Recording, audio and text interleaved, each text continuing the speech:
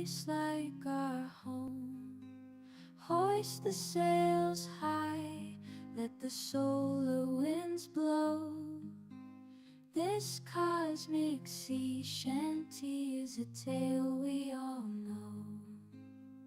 Navigating constellations, charting the unknown. With the stardust in our veins, we are never alone. From the Milky Way shores to the depths of black holes, we'll sing our sea shanty as the universe unfolds. Sail up high to the galactic sky on our moonlit voyage. We'll keep reaching high. We're sailors of the cosmos, a crew full of might. Let's sing this sea shanty under starry night's light.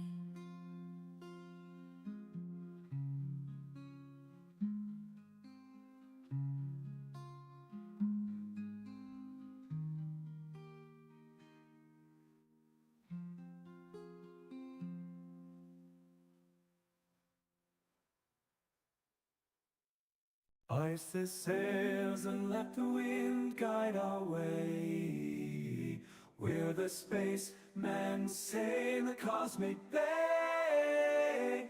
From Jupiter to Saturn we'll deliver our freight on our starship, sailing through the interplanetary strait. With a hardy crew and a cargo of dreams, through the nebula's mist we'll forge our own schemes. In the vastness of space where no man has been, we'll navigate, chart the unexplored galactic highway. Give home mates upon the starry sea. We're the spacemen sailing through infinity. With our voices loud and our spirits free, we'll voyage across the celestial sea. Oh, oh, oh, oh, voyage across the celestial sea. Oh.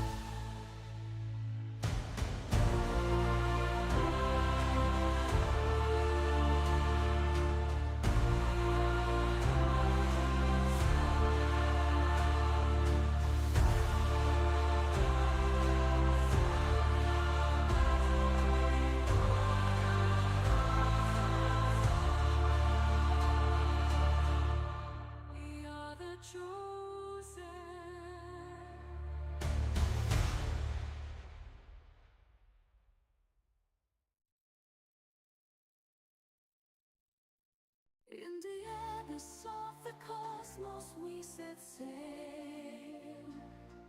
Through crimson skies our ship prevails. Across the stars a celestial flight, metal warriors bound by might. Ooh, yeah. In this realm of shadows darkness unfurls, a symphony of chaos, where planets whirl and nebula of fury untamed, sailing through the void where nothing's the same. We ride through the cosmos, a metal storm, defying gravity. Our spirits transform through supernovas and celestial clouds. Our stellar voyage forever in the skies.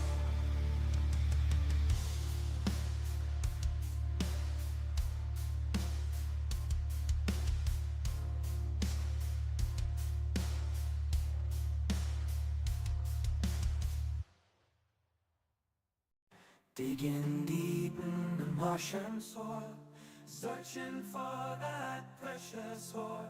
With pickaxes and heavy hearts, we're the miners of the cosmic shore.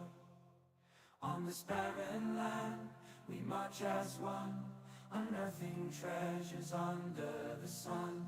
In the cratered plains where no one dreamt, we're the pioneers on this frontier we're sent. Oh, we mine on the red planet soil. Greetings, ladies and gentlemen, and welcome to the stream. Hope you're all doing well today. Let's turn that music down just a touch.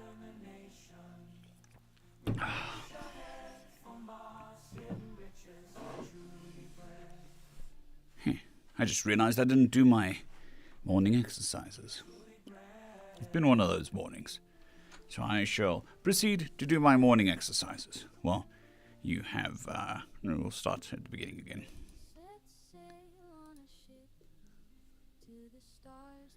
I hope you're all doing well. Dark Mirror, Nigel, Kurt, Samantha, Lord Vulpex, Kurt, I think I said Kurt, Crusader, Marcus Postmatic 1, both sides of the same brain, or different sides of the same brain, not too sure yet. Diania,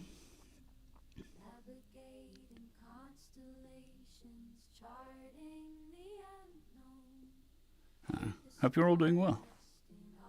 Now I get to blow bubbles for the entertainment of tens of people. Magic bottle. You'll see it's almost full. In fact, it is as full as it can get. I'm unsure if I need to upgrade this to a bigger bottle, or just keep doing this. But this is the way it is. I am going to turn the audio off, though, or down.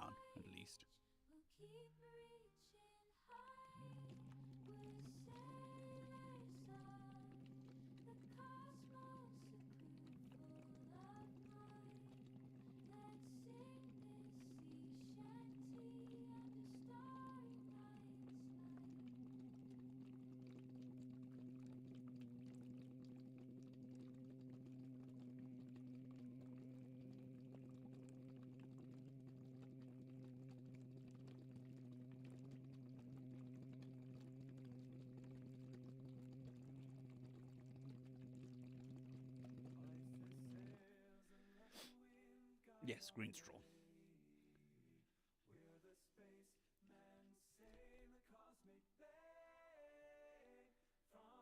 This is a magic straw. It inserts voice into them. Like when you regas a air conditioning unit, this is regassing the vocal cords.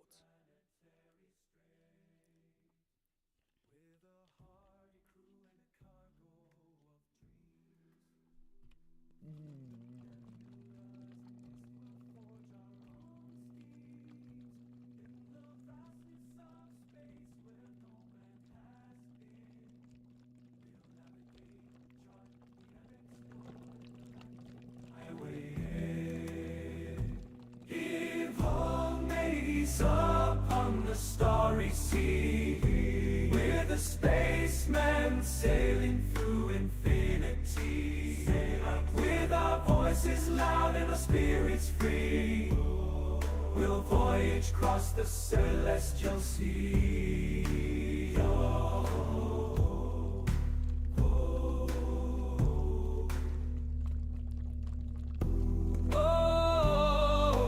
voyage across the celestial sea.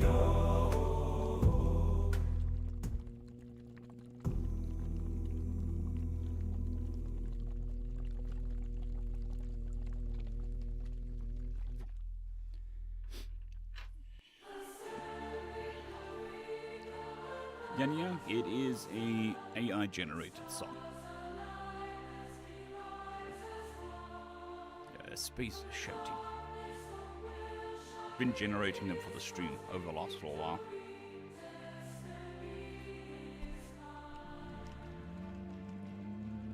Warriors are we, united we stand.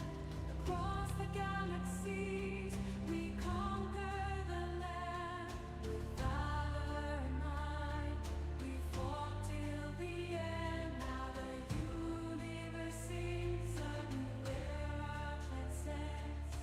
Rise higher into the unknown. I don't want to. Our triumph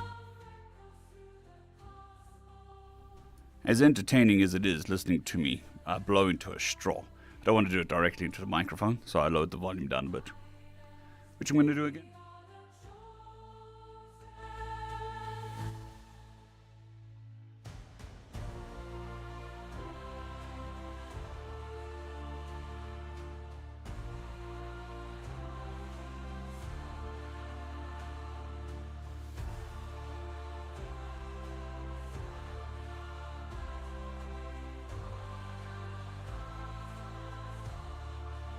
This is peak entertainment, I tell you what. the chosen.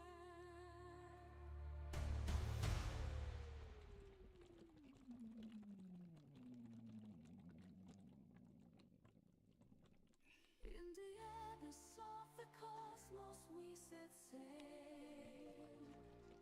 Through crimson skies our ship prevails. Across the stars a celestial flight. Ashleg, I use a website. Probably the same thing. You just give a prompt and you get a song. Some of them are. When the AI gets it right, knocks it out the park. But most of the time it's meh. A symphony of chaos, where planets swirl and nebula, a fury untamed, sailing through the void where nothing's to say. We ride through the cosmos, Quantum straw, always. defying gravity. Our spirits transform through supernovas and celestial clouds. Our stellar voyage forever in the skies.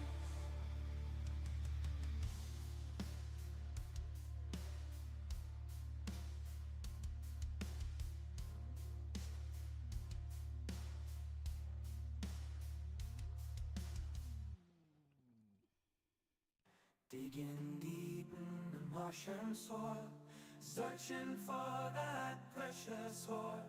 With pickaxes and heavy hearts, we're the miners of the cosmic shore.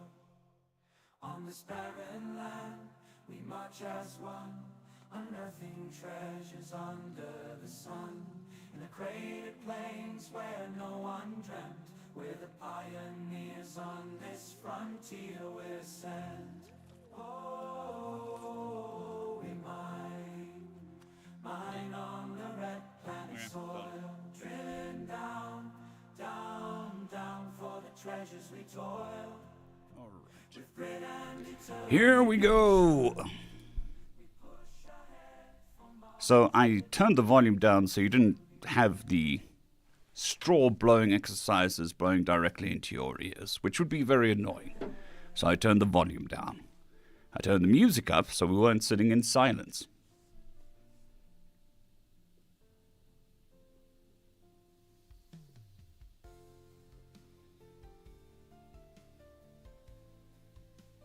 Oh, that's cool, Kurt. Bringing in the whole family. Huh. My hair has gone invisible. So there was an update today. I'm partially invisible. I don't know anyone seeing this. There was an update today which messed things up quite badly. Well, not badly, just changed a lot of settings. Let me see if I can get that right. Banana, that is my vocal exercises for the day. The recovery exercises they put me on. I have to do that every day. It's kind of like doing weight training on the voice. That was one set of weight training on the voice. But my hair is definitely doing weird stuff, which actually doesn't matter as long as the green screen. You see, it's not as bright as it normally is because I had to turn off all the lights because OBS just wasn't working with the normal green screen. So that was fantastic.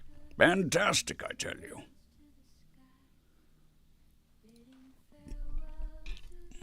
It is now distracting me.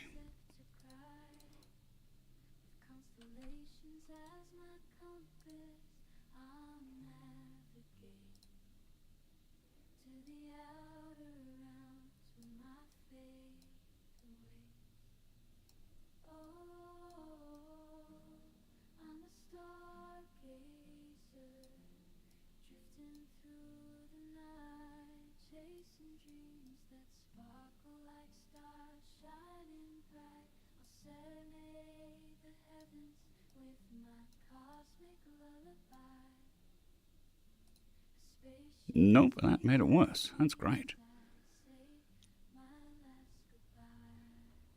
That is true, Postmatic, but I would have done that yesterday as well. So the lighting has changed, which the forward lights are orange to counteract the reflection of the green. So something has changed in either the camera software, which updated today, or the OBS software, which also updated today. So all my settings that I used yesterday are now off slightly.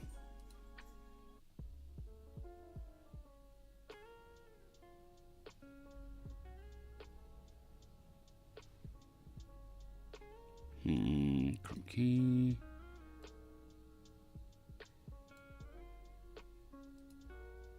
There we go. That's better. So, one of the things you do is, one of the settings is a, what do you call it? Fuzzy edge, I think would be the best description. So it adds a bit of an edge to what you're doing so that it doesn't cut hard and looks like a nice soft cut. And that was the problem.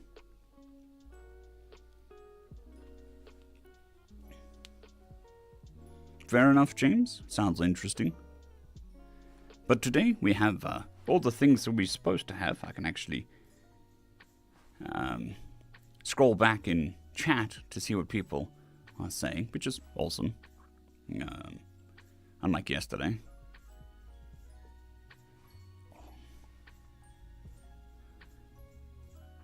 Good morning, DeSoda. My day's been fine.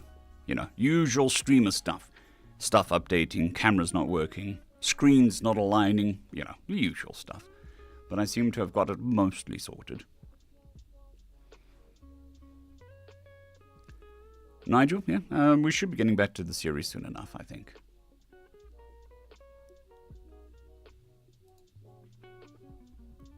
Yeah, I mean, settings are a pain in the ass. Especially when they just keep resetting. Without telling you. If they said, hey, resetting, you'd be like, okay, cool. But they just randomly reset.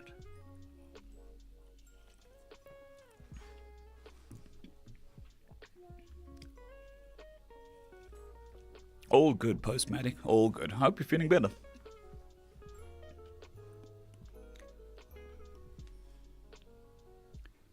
One thing I do like about the new settings is I don't need as much light to do the stuff.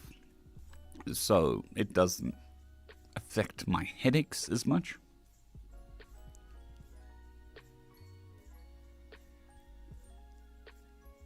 Fair enough, Postmatic. Fair enough.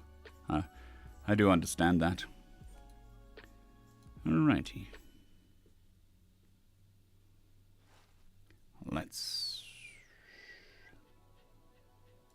I would say let's get to work, but...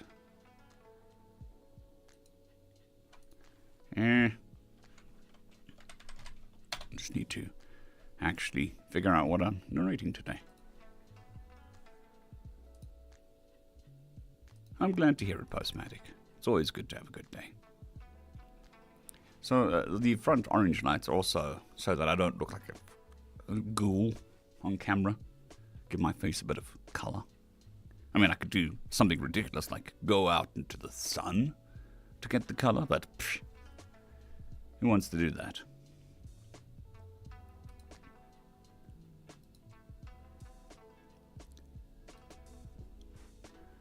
On my list of stuff to do is convert the spreadsheet that I use into a database, because it's getting that big and complicated.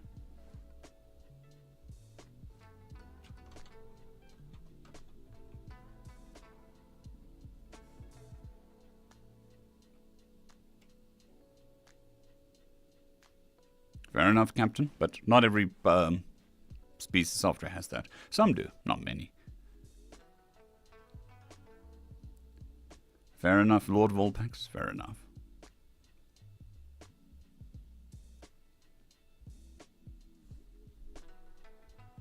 All right. So that was what, 3 minutes for the spreadsheet to open? Good stuff, good stuff.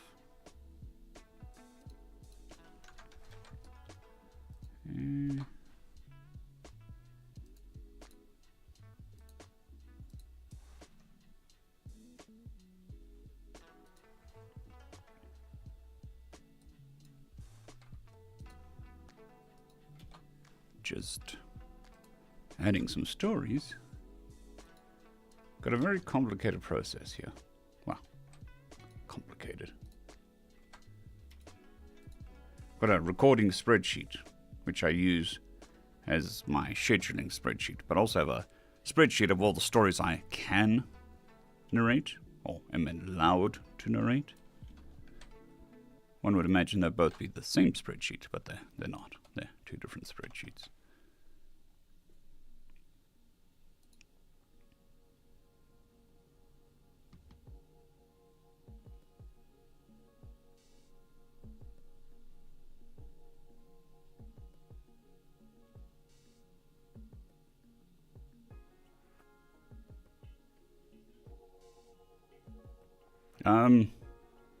Yeah, I'll probably do it in Python. I already have a Python script which just updates my spreadsheet with new stories from authors. But the spreadsheet is now just too large, so I need to move it over to a database. Unfortunately, all spreadsheet software reaches a point where the spreadsheets are just too unruly for any long-term, for a functional spreadsheet that works in decent time.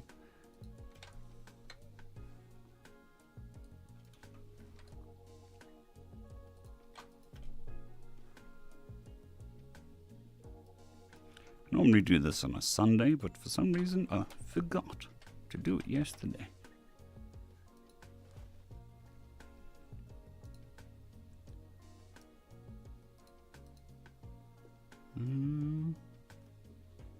Yes, I think we can add one more.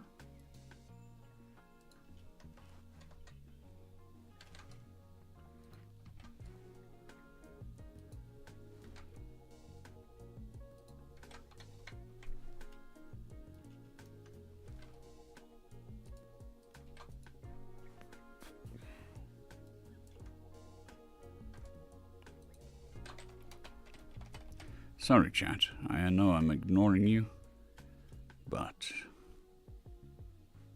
unfortunately,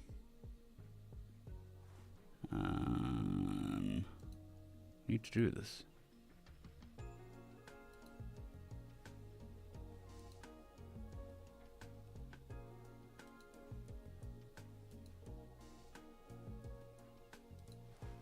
Yeah, that should do.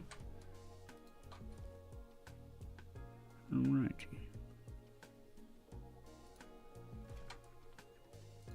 And it looks like I'm staring down into my table. Not because I have one of those old school screen embedded in the table things. Yeah, that's not going to do. That's too short. It's just the angles make it look weird. My screen is a bit low, but it's not excessively low. Oh.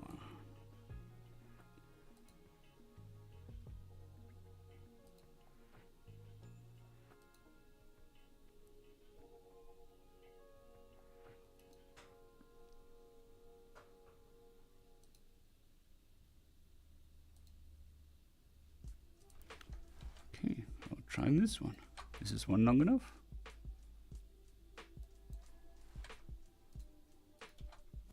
Yes, it is.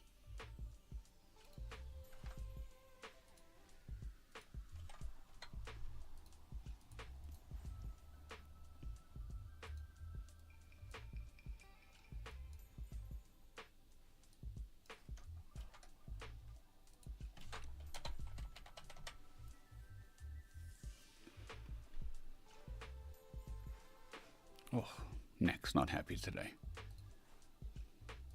Which is normally an early sign that we're going to have a migraine today. It's going to be awesome. Pre-planned. I've got my cookies all set up so I can hide under my desk and eat cookies.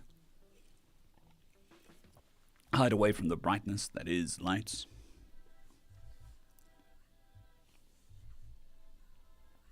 All right.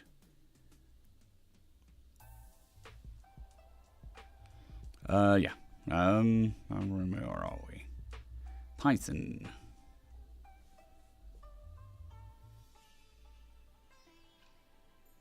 Yeah. I mean, I've always asked from the beginning. It's only, even if it was, even if it was legal to just narrate stuff, which it isn't, I would still ask, as a professional courtesy at the very least. No expansion to the story I wrote just yet. It wasn't meant to be a greater universe thing. It was just supposed to be a dad joke in a story.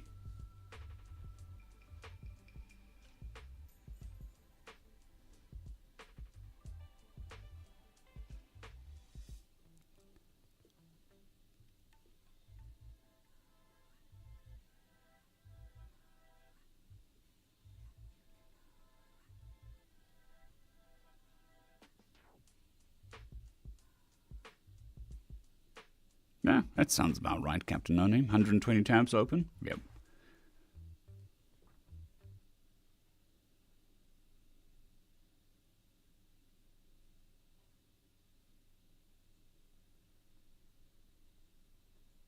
I've taken some stuff. Hopefully it'll kick in soon enough.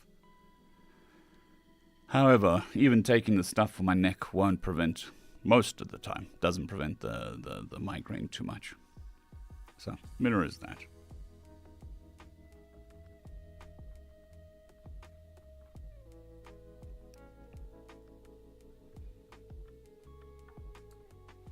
Yes. The headrest is... Because, I mean, it's fiber, not fiber. Mesh. It's mesh, so that's why it looks weird. Okay, now I can sit up properly. Narration is in this position, but if the dog jumps on my lap, I need to go back one position. Otherwise, the damn thing falls off.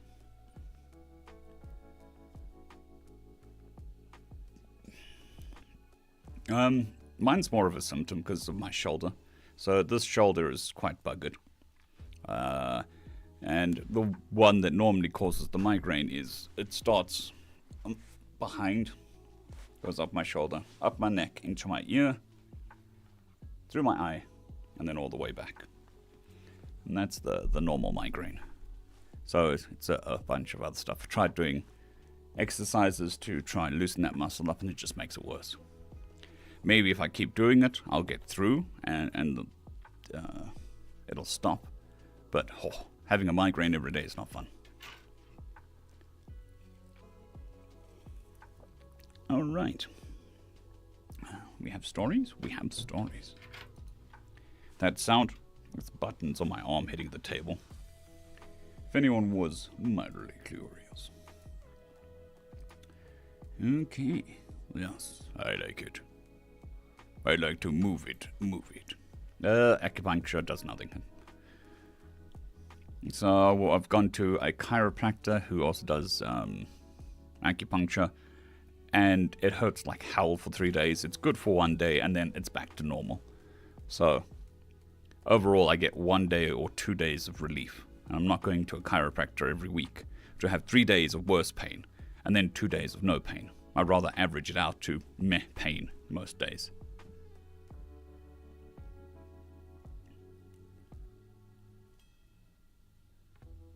The range of motion is fine. For the most part, it's one specific tendon that's causing the problem.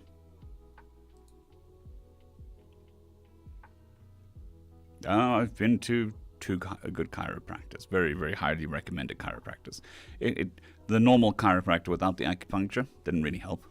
And look, they helped me last year, no? Year before. I couldn't raise my arm above my head. It was too sore. So they helped me fix that problem. But this neck problem, they haven't been able to sort it out. And it's not consistent enough, so I can't say, like, oh, today's a good day, and I can't tie it to a specific thing. Other than I slept squiff.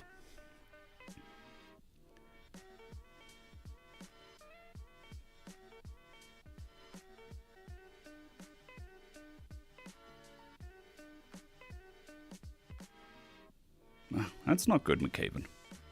Hopefully you can get that sorted. I do know that once it starts, it's very difficult to change it, but you can at least alleviate it.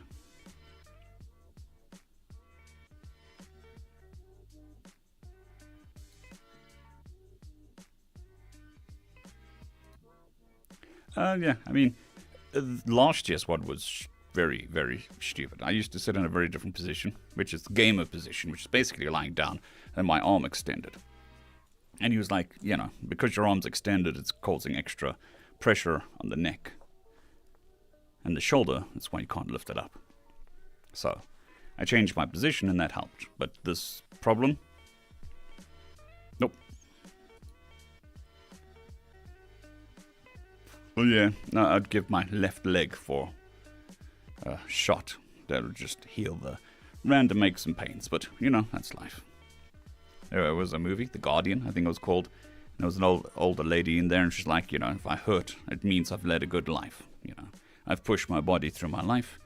Now it hurts, but, you know, it's good because it means I've lived, sort of thing.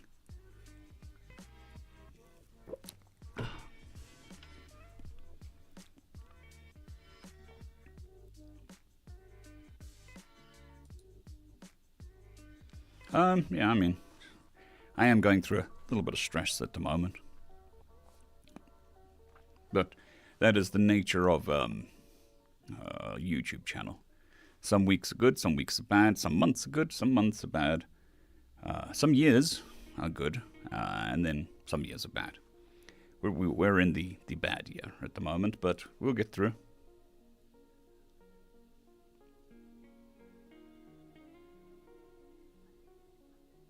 Yeah, I mean, it's that sort of bruised feeling afterwards. I've got pills for it that help get rid of it, but it destroys my concentration. Good morning, Slow Motion. I hope you're doing well.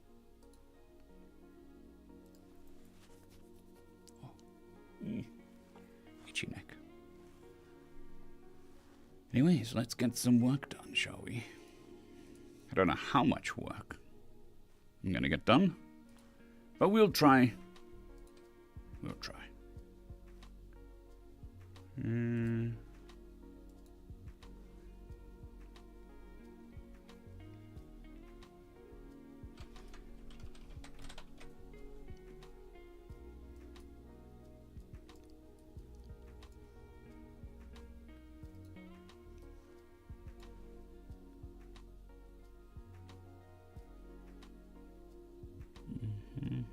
What am I doing? That is what I'm doing. Moving this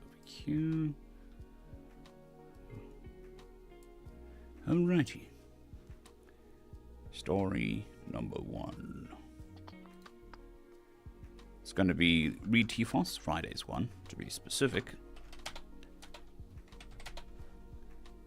Strangely enough, it's going to be another Regal Legal story. I know, shocker. Excuse me.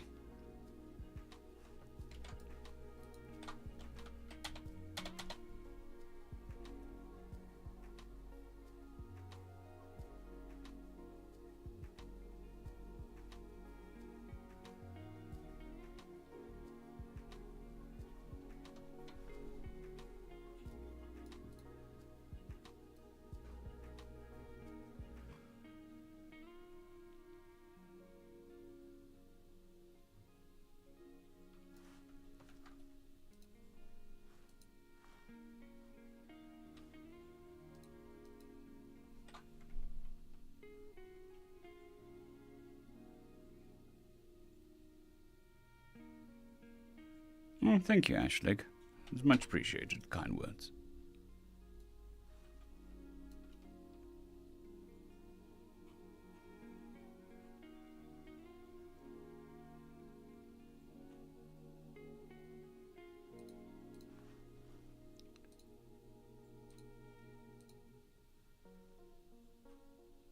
Well, that's not good, Sudsy. At least you've found something that helps. That's always a good thing. What is it? 20th? Let me just double check something.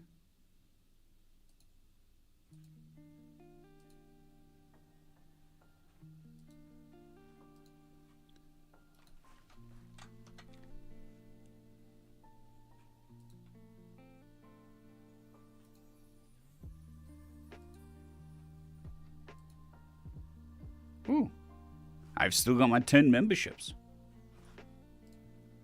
to give away this month. There you go. 5 free memberships to you all. Thank YouTube for allowing me to do this. There we go.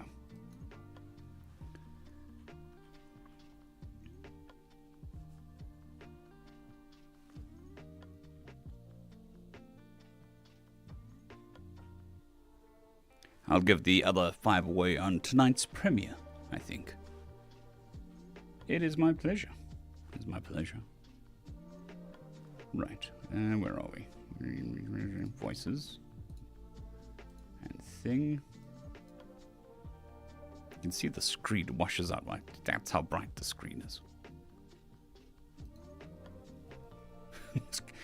Just opening up the thing makes me look goodish. Thankfully, it's closed when I narrate. Excuse me.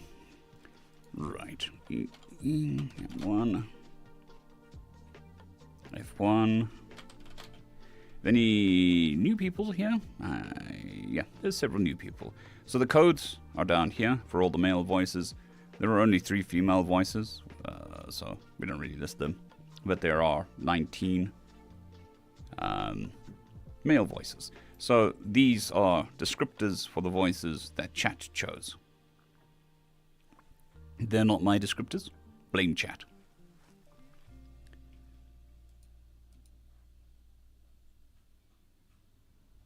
It's a random stream viewer. So you have to be part of the stream to get it.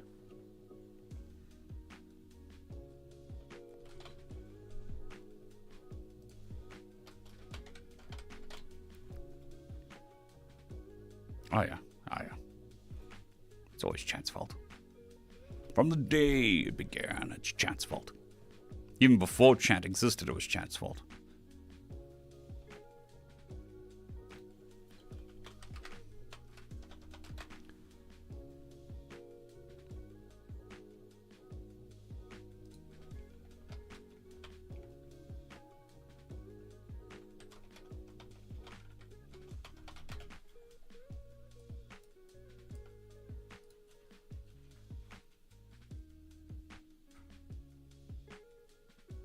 Yes, they're also listed in the description.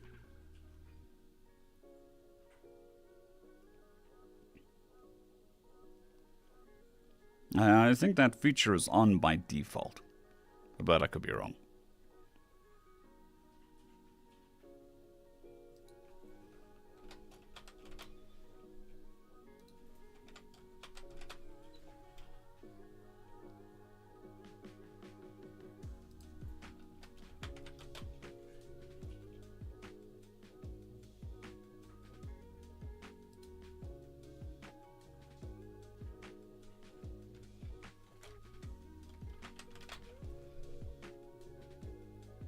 Yeah, definitely. For the meddling chat.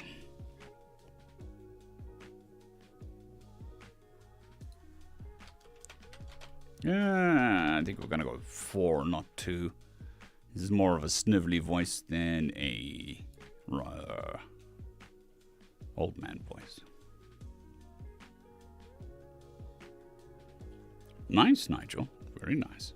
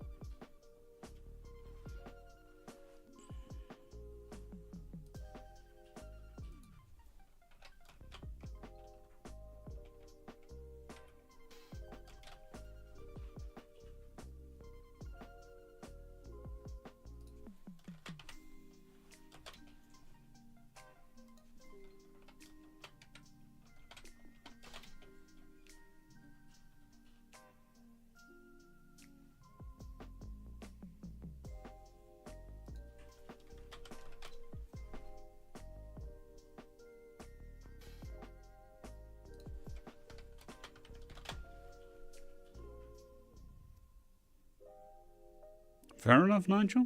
Fair enough.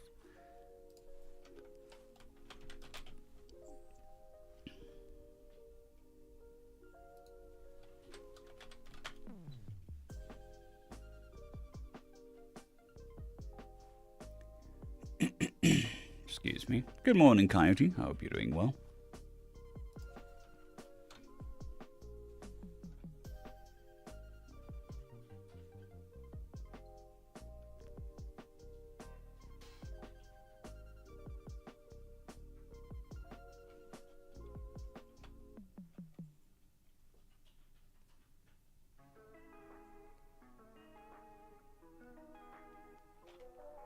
M2, M10, I think.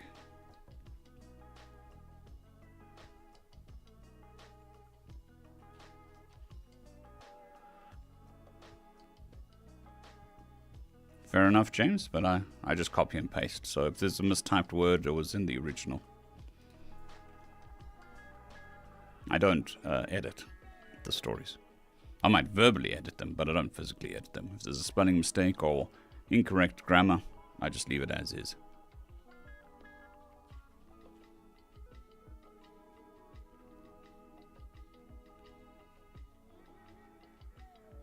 I get moaned at if I read the words exactly as is, and I get moaned at if I don't. Swings and roundabouts. Sometimes I do read them as is, sometimes I try to change them to make sense. Sometimes I have no idea what the author is trying to say, so I just read it as is, thinking that maybe I'm just missing something. But, you know, it is what it is.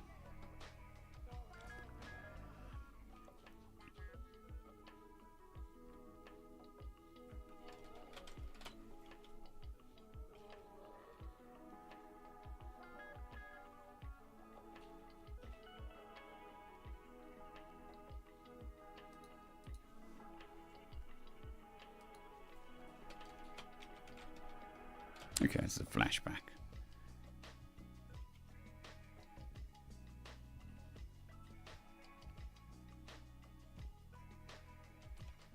So this will be a child's voice, if it's a flashback.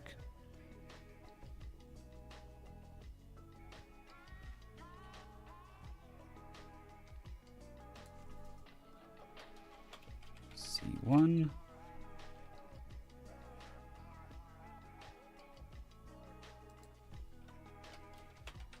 M10.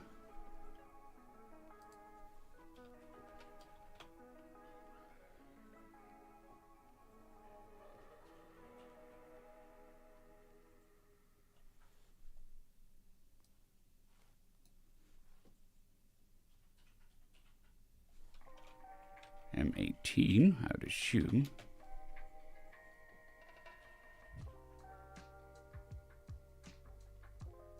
Yeah, very much, Captain.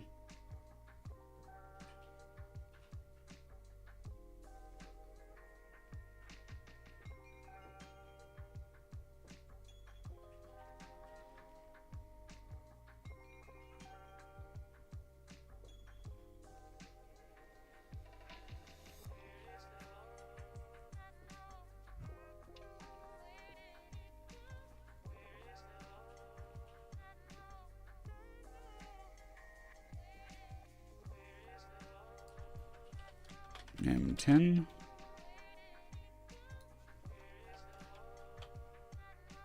M10. C1.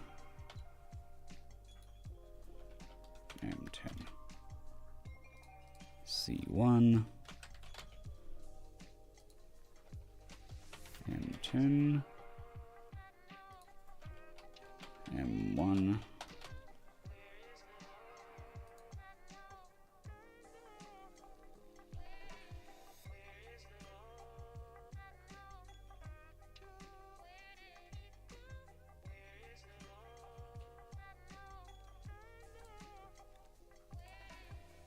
F2.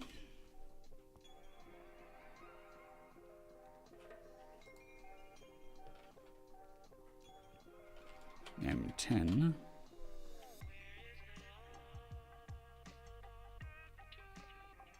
M10.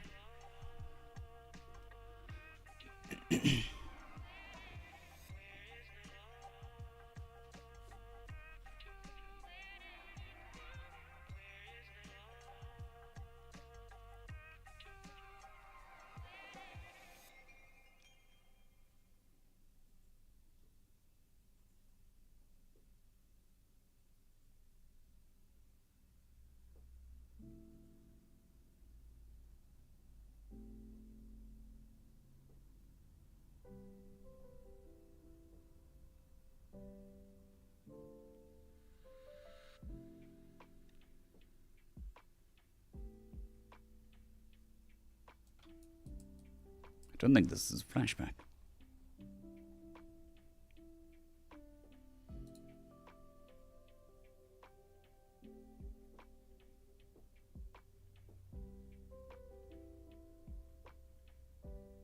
Good morning, Donald. I hope you're doing well.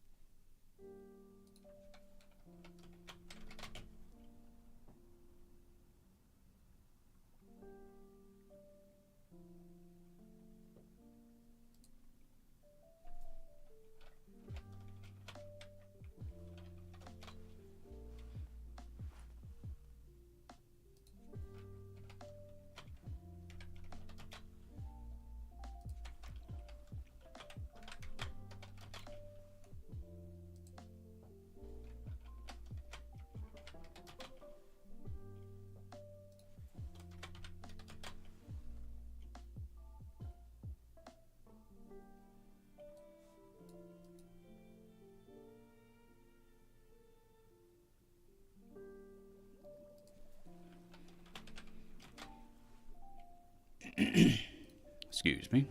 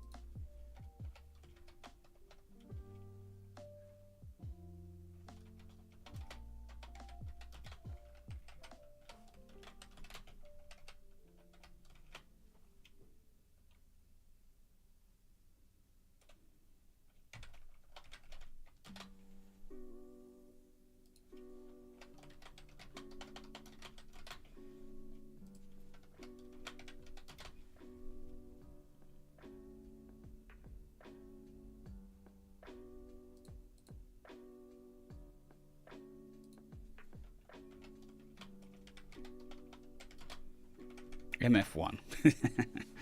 That's a different type of story.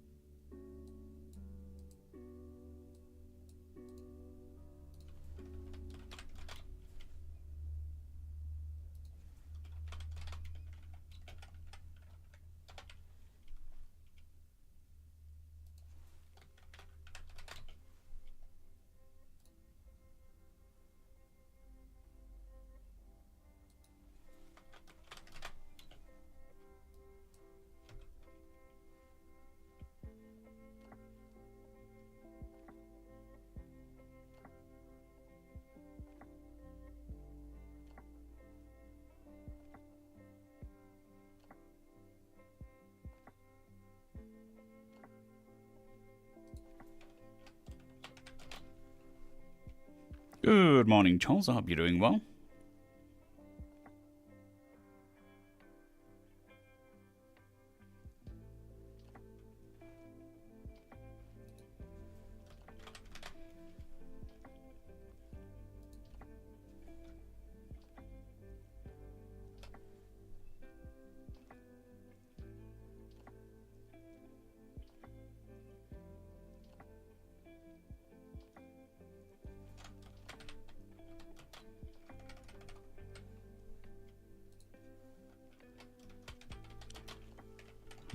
This is a sort of day in the life story, and there's a sneeze coming. Ooh, sneeze.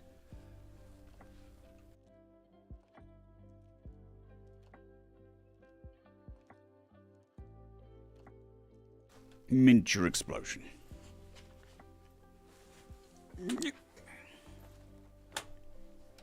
Hopefully that did the microphone. Yes, it did. Okay.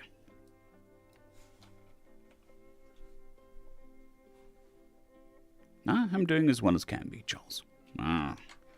Another day, another stream, another story.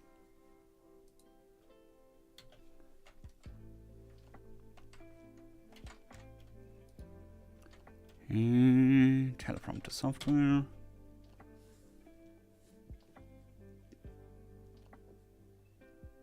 Yeah, I hit the mute button. It's the best deadening there is. The checklist, yes. We shall start the checklist so that everybody can yell at me when I forget something. Which is better than forgetting something, obviously. Okay. Teleprompter software. Check. This is all a bit higher than usual. Does it look okay? Yeah, it looks fine, I think. Okay. Recording software. Recording video. Changed scene. Check. Opened up audio software. Check. Glasses. Check. Give me a second. Still looking a bit pale. So we shall change some settings. The video is going to do some weird stuff.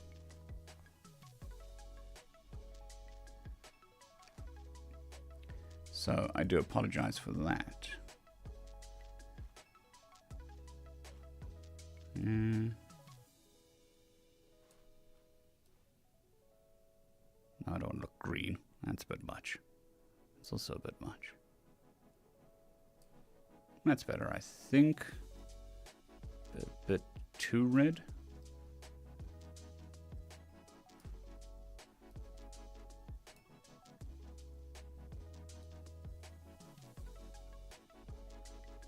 Yeah, that looks good. Not overly red, not overly white.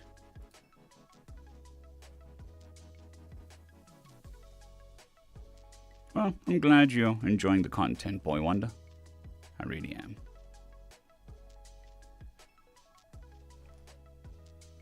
Okay. And okay. And okay. Ah, there we go. It's the screen that's causing the white. What are we doing? Don't actually need anything on that screen when I record.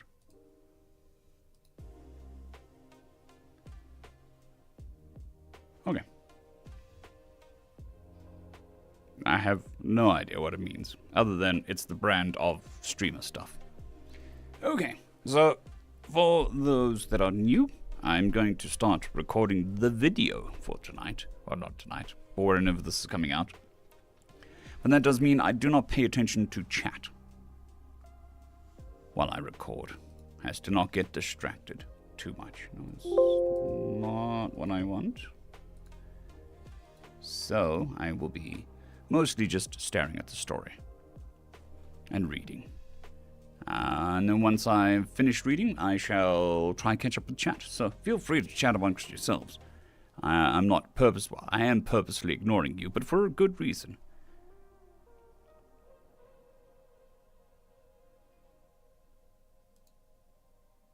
Okay, right. Story time. Don't worry about the music, it's not being recorded to the video. Greetings, ladies and gentlemen, and welcome to this latest edition of Re-Tifos, where I take stories from... Greetings, ladies and gentlemen, and welcome to this Re-Tifos, where I take old stories and update them to modern standards. This particular story is called Continuing the Cycle, written by Regal Legal Eagle. She stood on the platform, looking down the valley as it was cast in an orange glow of the setting sun. It truly was beautiful, but that's not why she was here.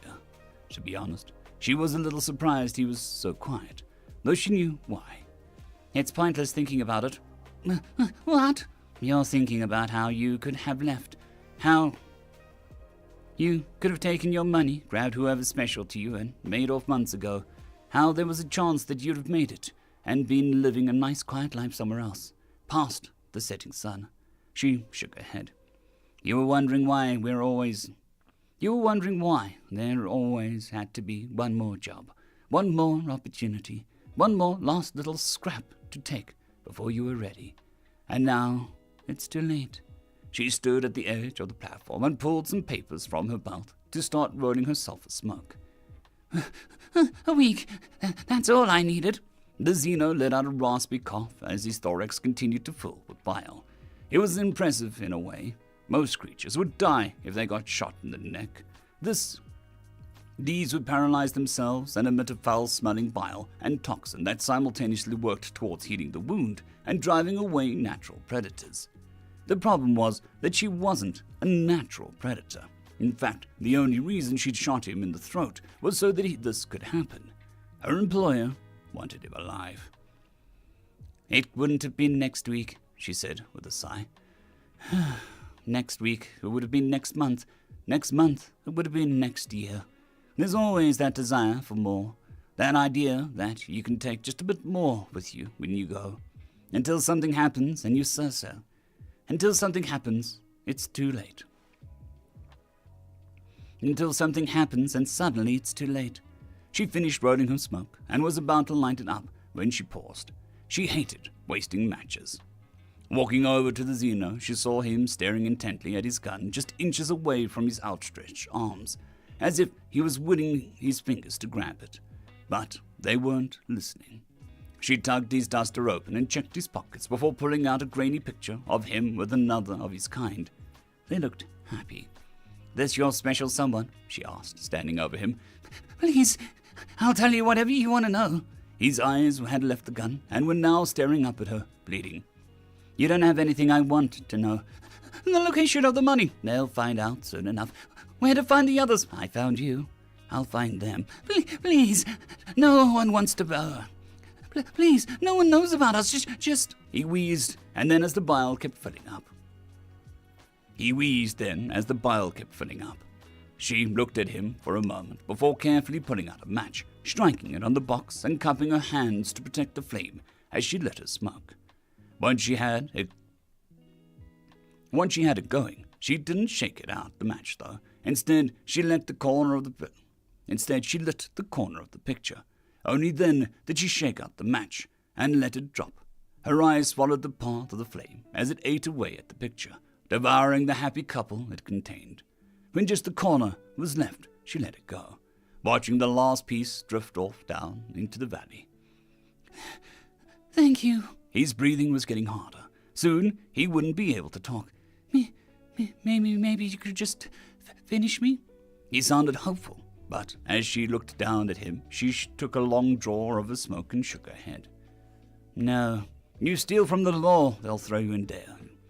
"No.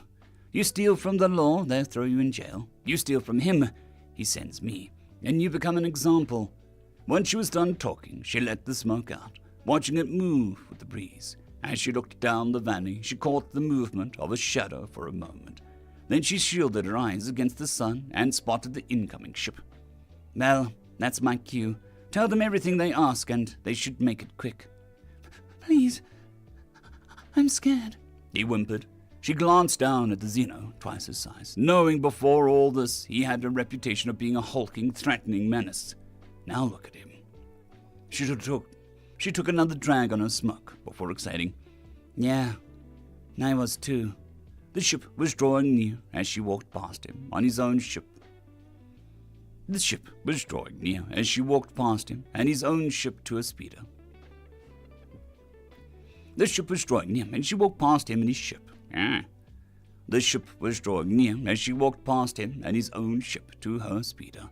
She climbed on and quickly started it up, flying off the platform just as the ship arrived to pick up the first delivery.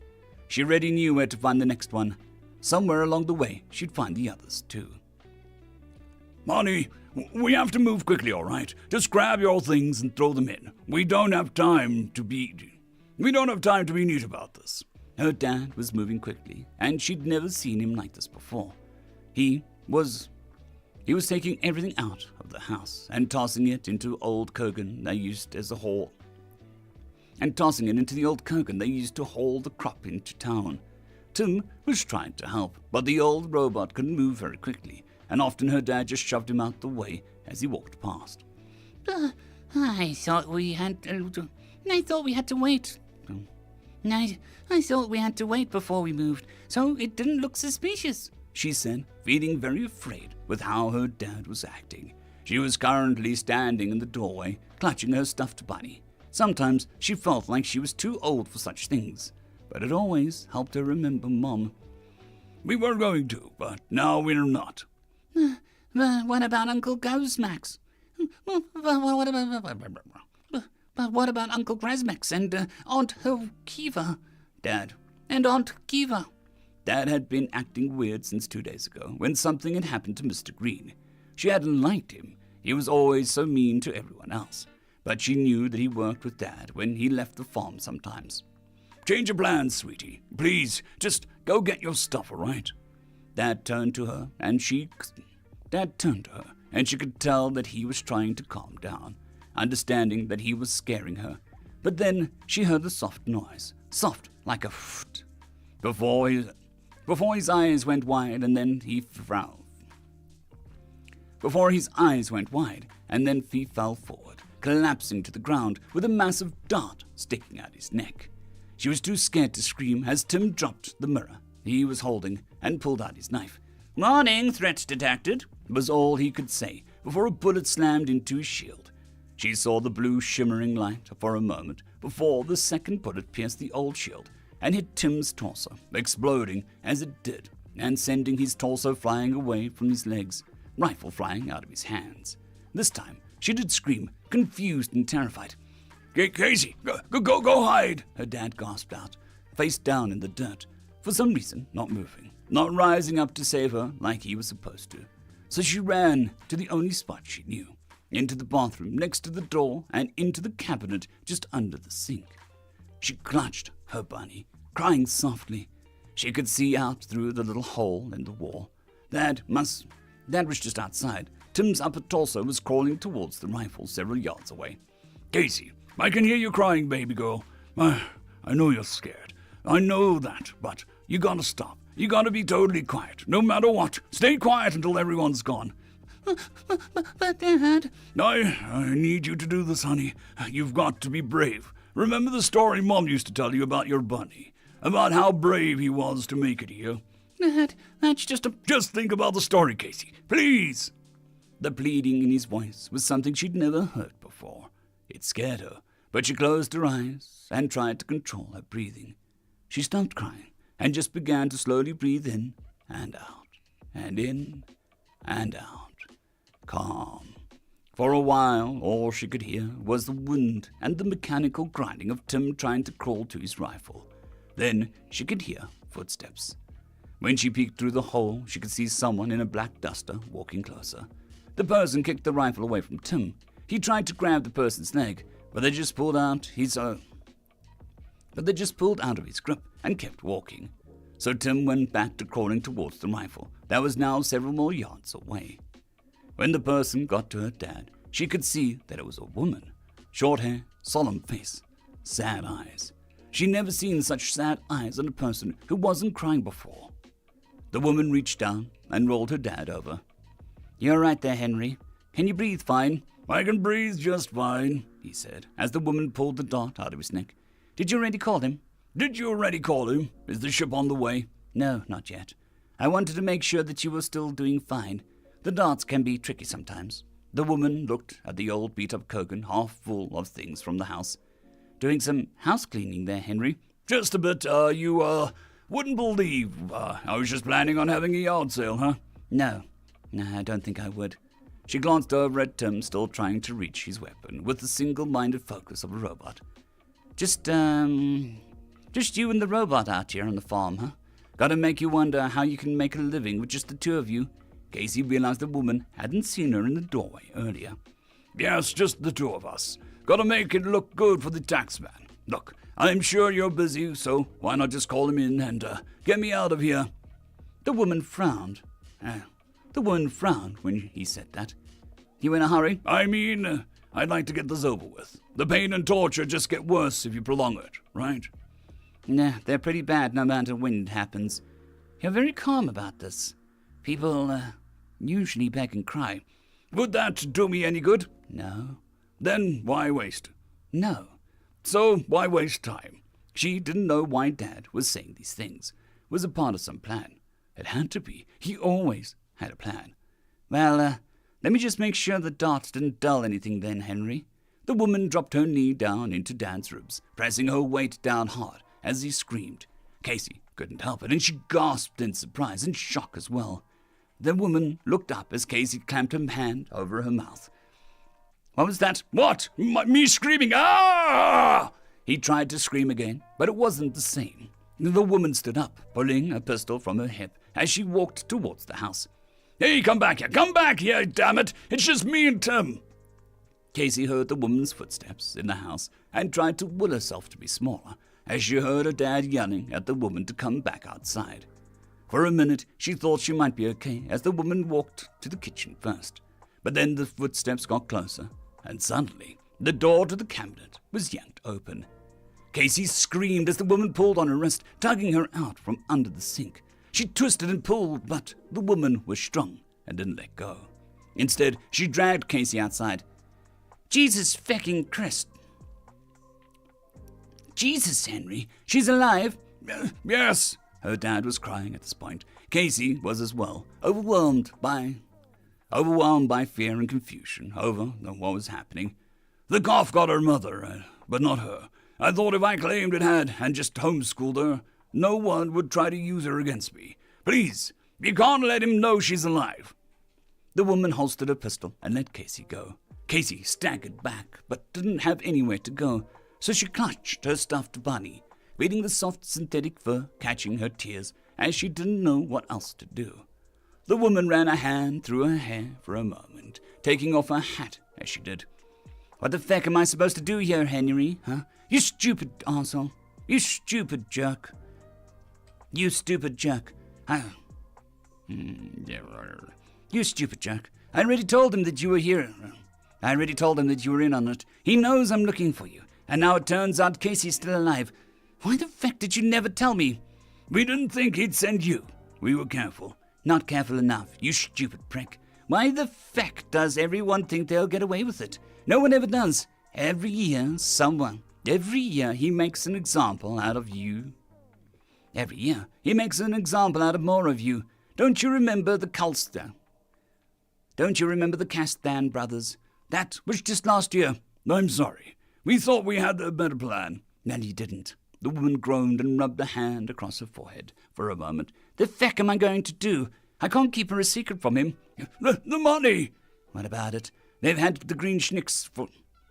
What about it? They've had the green schnicks for 3 days now. I'm sure they know where the money is. I moved it. I didn't trust the others. It's hidden somewhere else. Let her go with Tim. Who the feck is Tim? She asked before Casey whimpered out. He's the robot. The woman glanced at Casey and then over at Tim, still crawling towards the rifle. Look, he doesn't care about the robot. Just tell him that the robot and my ship were gone. He just wants me. Load Tim up in the Kurgan with Casey and let them go. Then call him. That's all you have to do, he pleaded. The woman looked at Tim and then Casey for several long seconds before finally walking over to Tim's legs, pulling them towards the crawling robot. Tim, access code Gamma Romeo. Tim, access code Tim, access code Tim, access code Tim, access code Gamma Romeo 435. A new person to trusted list. The robot looked back at the woman and stopped crawling. No more hostiles in present area. I am in need of assistance. I have sustained damage. Yeah, I know, the woman said with a growl, pulling the robot together as he pulled a small handheld welder from her belt. The woman said with a growl, pulling the robot together as she pulled a small handheld welder from her belt. There were some sparks as she did a quick patch job connecting the robot and then pulled it up to its feet. Thank you. Subject owner Henry appears to be suffering from paralytic toxin. Medical attention needs to be acquired. No, Tim. No, Tim, get in the Kurgan. Take Casey to meeting point X-ray and wait. Don't let her go anywhere. Dad, no, Casey protested. Casey, honey, it has to be like this. Tim was already walking to the front of the old ship. The woman was picking Casey up, even as she kicked and twisted, reaching out for her dad. I'm sorry, sweetie. She'll have to take care of you now. Her and Tim. Be brave. Casey continued to cry and scream as the woman pulled open the side hatch to the ship, putting her in the co-pilot seat and strapping her in. Tim was warming up the ship already, and Casey couldn't undo the safety harness once the ship started to move. She pounded on the window, tears streaming down her cheeks as the Kurgan lifted off the ground, turning in the air as she saw the woman standing next to her father, and soon they left the farm behind. Henry watched the old ship fly off and sighed. He lay in silence next to the woman until she finally spoke up. Why the feck didn't you tell me about it? Why the feck didn't you tell me, Henry? Because I didn't know how. We haven't spoken in so long. You really named her Casey, huh? Yeah, it's a good name. It's my name. I know. It wasn't fair to Laura, but I thought, I don't know, in another life, me and you could have made an excellent husband and wife. In another life, she agreed. Casey, please, don't let them torture me. I don't even know. I don't know if I'd tell them about the new place I hid the money. I'm scared. She sighed heavily. Where is the new place anyway? You know where it is, he said simply before she snorted. Then she reached into her pocket and pulled out another dart like the one from before. The thing about these darts is if you get the mixture wrong, it does too good of a job. The person sort of falls asleep, and that's it. Oh no, he'll be angry. Feck him. I've never missed a job yet. I've got room to make a mistake. They stood there in silence for several long seconds before she crouched out beside him. You'll look after her. I'll do what I can, she promised. Then she leaned in to give him a gentle kiss before she jabbed a dart into the side of his neck. When she pulled up, she brushed her other hand through his hair. Goodbye, Henry. Goodbye, Casey. He closed his eyes and fell asleep. Tim had kept her in the old fort for 2 days, making sure to try and feed her regularly. She'd refused at first, saying that she wouldn't eat until he took her back home. But Tim said he couldn't. She cried. She argued. She reasoned. She did what she should. She did what she could, but eventually she ate again, the pain in her stomach greater than the pain in her heart. On the 3rd day, she saw the ship. It was a new, sleek, expensive-looking. It swooped down and landed next to the Kurgan as she watched. The woman got out. Where's my dad? Casey ran up to her, trying to punch and kick at the woman, who just shoved Casey back. Kid, I know you're in a bad spot right now, but I'm trying to help, so knock that off. Casey sniffled, obviously upset with the woman, but she stopped. Where's Tim? Tim shuffled out of the old barracks. His servers were having trouble since he'd been shot. I am here. Do you have further instructions? Yeah, get in the Kurgan. I have to take you back. They won't stop looking until they find you, and that's a problem. You can't. Tim's all I have got. Tell you. Tim's all I've got, Casey cried. You can't take my dad and Tim. Look, kid, I'm sorry, but this is the way it has to be. I have got you a new ship, and someday you'll understand all of this, right? I've got you a new ship, and someday you'll understand all of this, but right now I have to take Tim to protect you. No! She tried to launch herself at the woman, but she was quicker. She grabbed Casey, picking her up and carrying her to the new ship, as once more the girl struggled against her. But just as before, the woman was too strong. She opened the hatch to the new ship and stuffed her inside, slamming it shut. Casey could watch the woman through the window. I'll kill you, she cried. I'll kill you, she screamed. I'll find you when I'm older and kill you. The woman just looked at her through the window with those same sad eyes. Someday, kid, if you come for me, that's just fine. But I'd hope instead of trying to kill me, you help save me. She turned and walked away as the first time Casey saw some sort of metal. She turned and walked away as for the first time Casey saw some sort of metal. She turned and walked away. She turned and walked away as for the first time Casey saw some sort of metal chip or implant in the back of the woman's spine. Casey stood quietly then, watching the woman get into the Kurgan with Tim, and the ship took off. This time, Casey was the one left behind to watch the ship fly off to the sky. She looked around the ship and saw a large crate with a note on it. Press the green button. So she walked towards it, pressing the button on the crate. It then hissed, which made her jump back. But it opened up to reveal some much larger, more expensive-looking robot than Tim. She could see the S-M1000 on the chest. The eyes flickered to life, and the robot looked down at her. Greetings, owner designation Casey. I am your new caretaker. My name is designation Sam. The person who purchased me has expressed a desire to train you for the purpose of revenge. This is the process that often takes years and much hard work. Shall we begin? Casey stared at the robot for a moment, and then clutched her small fists and nodded. Yes. Yes. End of story.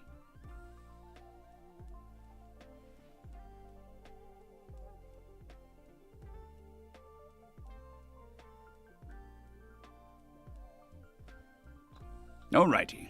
Back. We might as well go back to... Right. So I do not do any of the editing of the TFOS. What I do is I normalize the audio before I send it off to the wife, who's the editor. Anyway, let me catch up with chat. Have you been good?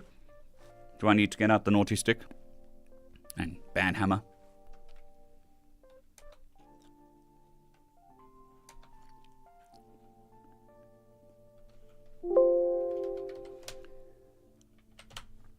Alright, let me just quickly save this.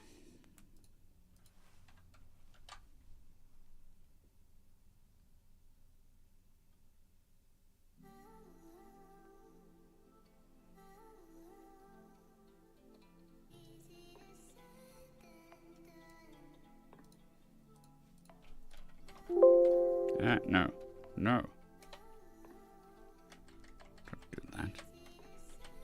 Alright, chat. Now where we go. Fun stuff and exciting. Let me rewind. Let me get the... Oh.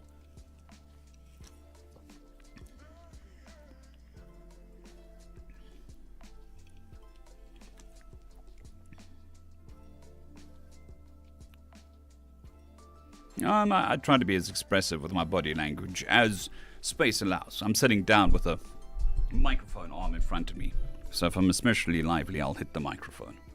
But I do try.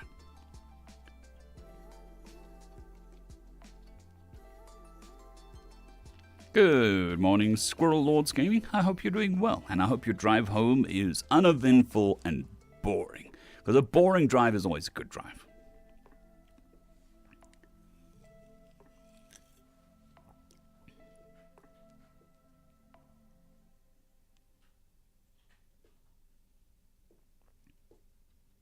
Trust me, I've never heard of Alice in Wonderland being referred to as AIWL, but it could be. I think we have a tendency to make abbreviations, and there are so many overlapping ones.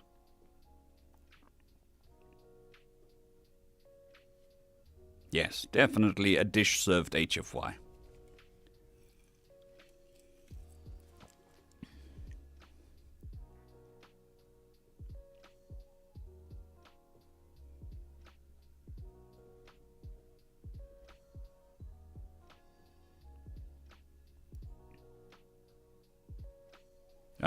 No.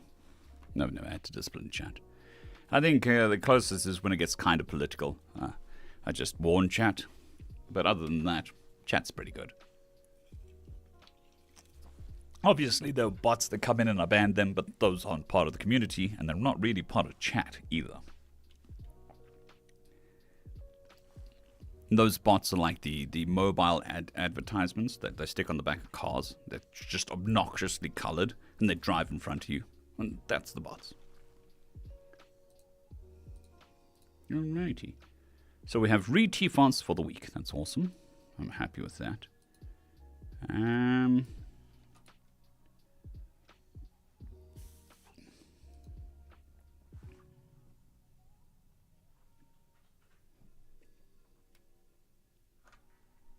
Yeah, you're right. Bots don't count. Naughty bots. Unless it's Tim. Tim was good. Unless it's my bot doing the stuff and things. Alright, so we're going to open up a new audio file. We're going to stop recording the video because we don't need to. And we're going to move on to a TFOS, an actual TFOS rather than a re-TFOS.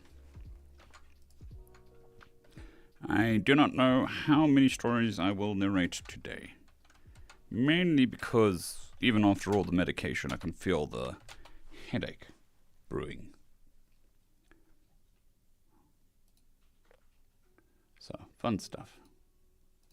But we gotta be professionals here. As the great queen once said, the show must go on. Oh, yes.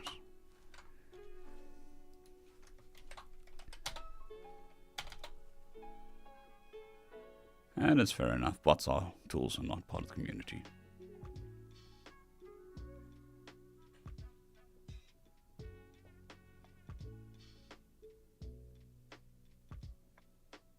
I have no idea what the hell. Let me Google that before I say it out loud in case.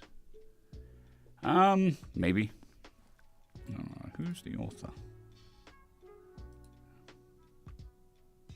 Shade Stranger. Maybe. Look, I'll be honest. I'm not hurting for series because they take so long. It's pretty cool. And I've found personally that more authors are releasing series now instead of one-shots. So I struggle with one-shots more than series.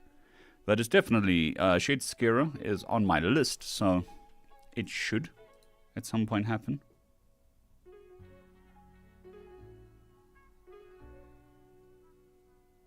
Yes, nobody expects the Spanish Inquisition.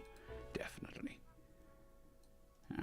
Before I edit this, I need to go for a quick bathroom break because hydration. Yay! Again, for new people, I drink a crap load of water. I've drunk 2 of these today. That's 2 liters of water. A cups of coffee and 1 of these. So, the body doth protest at some point, and we have to complete the cycle to keep it nice and PG for YouTube. So we will.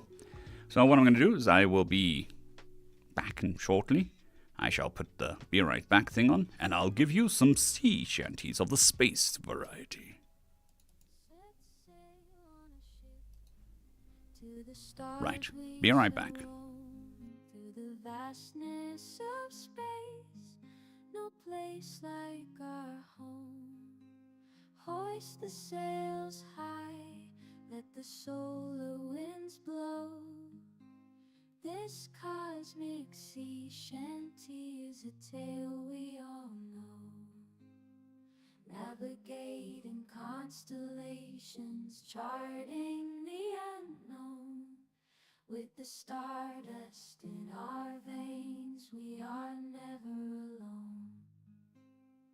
From the Milky Way shores to the depths of black holes, we'll sing our sea shanty as the universe unfolds.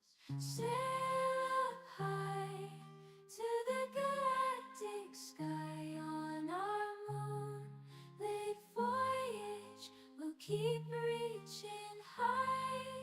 We're sailors of the cosmos, a crew full of might.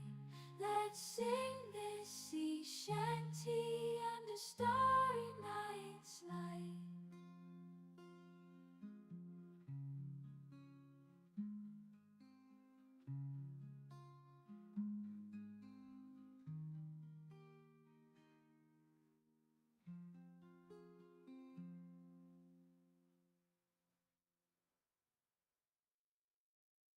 Hoist the sails and let the wind guide our way. We're the spacemen, sail the cosmic they. From Jupiter to Saturn, we'll deliver our freight on our starship, sailing through the interplanetary strait. With a hardy crew and a cargo of dreams, through the nebula's mist we'll forge our own schemes. In the vastness of space where no man has been, we'll navigate, chart the unexplored galactic highway. Heave home, mates, upon the starry sea. We're the spacemen sailing through infinity. With our voices loud and our spirits free, we'll voyage across the celestial sea.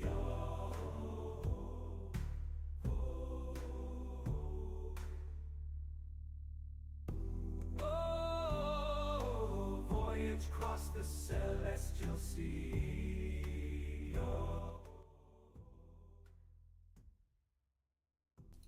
And I'm back.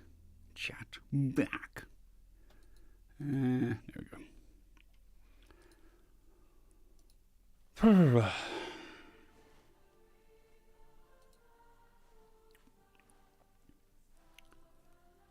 Right.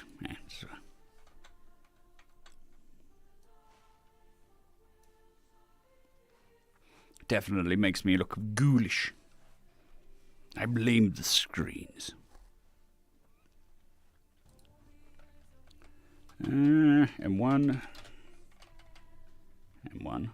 46 people. Oh, that's on a Monday morning. That's awesome.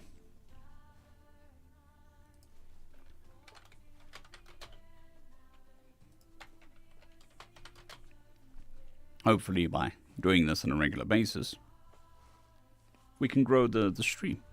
It'd be awesome. More people. More fun. Bigger numbers, better stream. Good night, Squirrel Lord Gaming. I hope you sleep well and have fantastic dreams of squirrely things. Yeah, for some reason it's quite high today. Normally it's quite low during the week. Sunday seems to be the big streams. But yeah, we're doing good. We're doing good. We're doing well. We're not doing good. But yesterday we seem to have a high amount of Twitch viewers as well. We were up to 8, which is awesome. But today we're up to 37 total viewers. It's nice. Is this a single narrative story? It's going to be easy. Yeah, fair enough. Look, I do understand that it is a very, very odd time. And I'm not a tank like, what's the pirate software? It dreams 12 hours a day. I wouldn't know. Maybe 5 years ago, but not now. My voice just couldn't take it.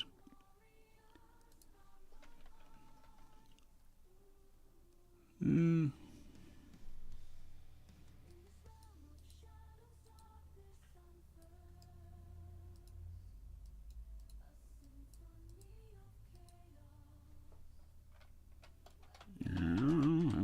3.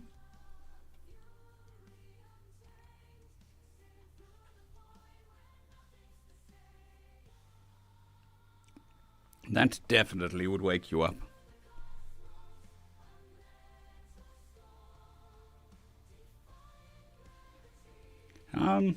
My advice would be continue the story if you wanted. Don't let people, commenters, push you into continuing a story when you're not ready. It often happens that people do that and then write themselves into a corner. So if you do want to continue the story, take some time, flesh it out, build the backstory, do all the groundwork for the story before you continue it. The amount of times I've seen people just do a one-shot, get a lot of people saying they want a series, and then just launch into a series, and then just write themselves into a corner is quite a lot. It's significant.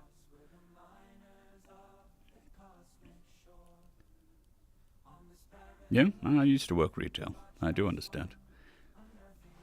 Different type of talking, though. So talking like stream talking is one thing. Narrating is a different thing. the other thing is talking into a microphone. You have to talk slightly differently than you do in real life, just so that you enunciate better. So when people listen to you, like through artificial means, you can't talk like you do normally.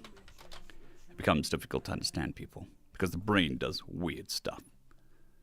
So, for instance, for narrators, a decent rate of speech is 150 words per minute, which is slow for speech patterns.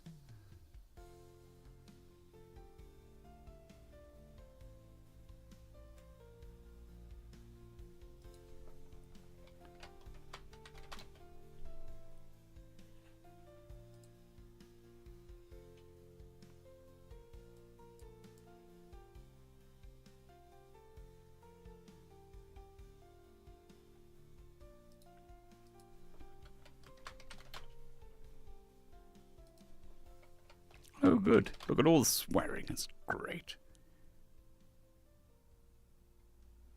Oh, yeah. I worked in the computer section back when that was an actual thing. I did that for 2 years. Well, at school. I used to work night shift. Well, late shift.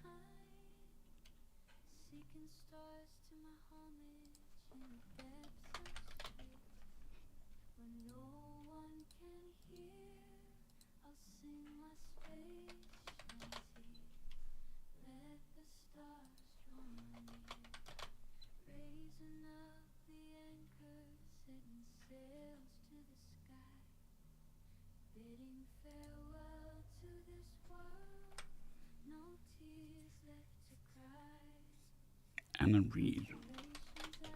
That's an F exclamation mark wherever I've seen one.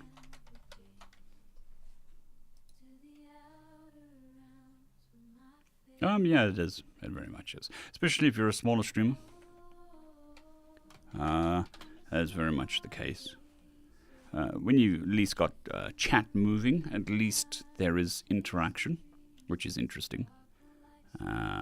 So there's a sweet spot between, I think it's 50, well, actually, we'll go with 30 and 100, or a couple hundred, where you can still actually follow chat and interact with chat directly. But as you get more and more people watching, chat just flies past. So you're kind of just picking random stuff to talk about through chat. But you can't talk directly to people because there's just too many. Or at least I've been told. Or seen. I'm still in that sweet spot where chat does most of the content creation for the stream.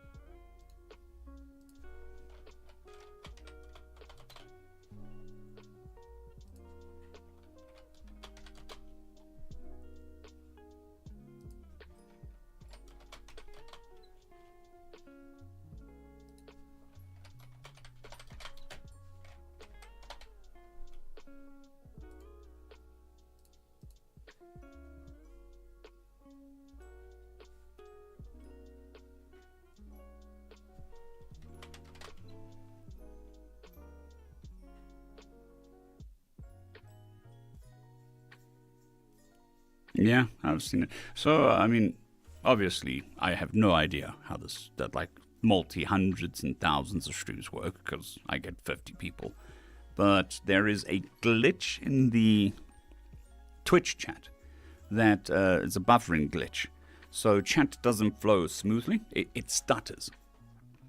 But YouTube doesn't have that. So chat will just flow. And a lot of people have said that Twitch is easier, because when it stutters, they can quickly read whatever is around the stutter and then get, a feel for where chat is. Whereas YouTube doesn't do that. So there is no point where you can quickly pass what's going on.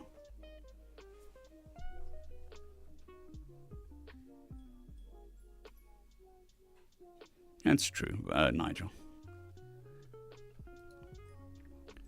I think you just reach a point where you're trying to judge the, what did you call it? Like, if you're reading to a crowd or whatever, you want to get the feel of the crowd and then do what the crowd likes. So that's what happens with the larger chat groups, is trying to get the feeling for where the chat is.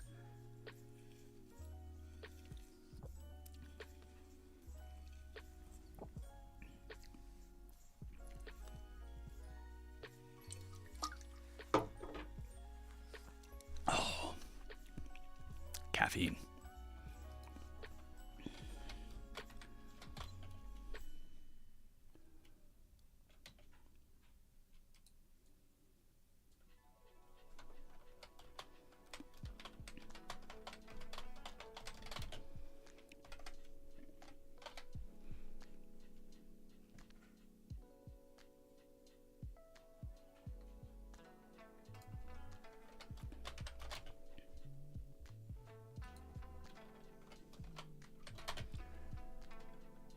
Nice. Hot chocolate. Noms.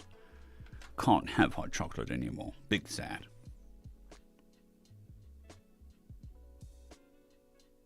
You can do that in YouTube as well. But putting a delay doesn't put in the stutter, unfortunately. Let me just stop that. Before I am accused of talking up my ass, which, you know, is possible. I'll just check the settings. I'm pretty sure I have seen those settings. Customization, yeah. So I can put it into slow mode. No? Yes. Delay mode? Sure there's a delay mode somewhere. Maybe I'm wrong.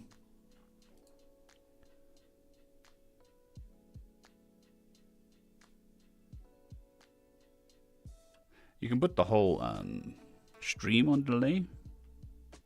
I think. I don't know. Yes, add a delay. There we go. I can see it. There is a setting for delay function on YouTube.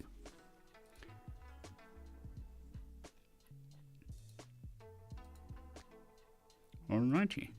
Anyways, story number uno. This is a 2-story video, so we'll do 2 for this video. A long one and a short one. Can you toss it over your shoulder like a continental soldier?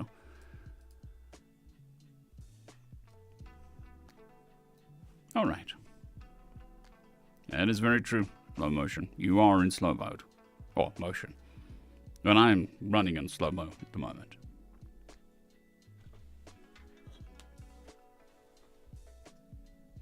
Good night, Ashlik. I hope you have a fantastic sleep. Nice. Awesome dreams, whatever may suit your fancy. And thank you for popping past and spending some time with us. It is very much appreciated. Okay.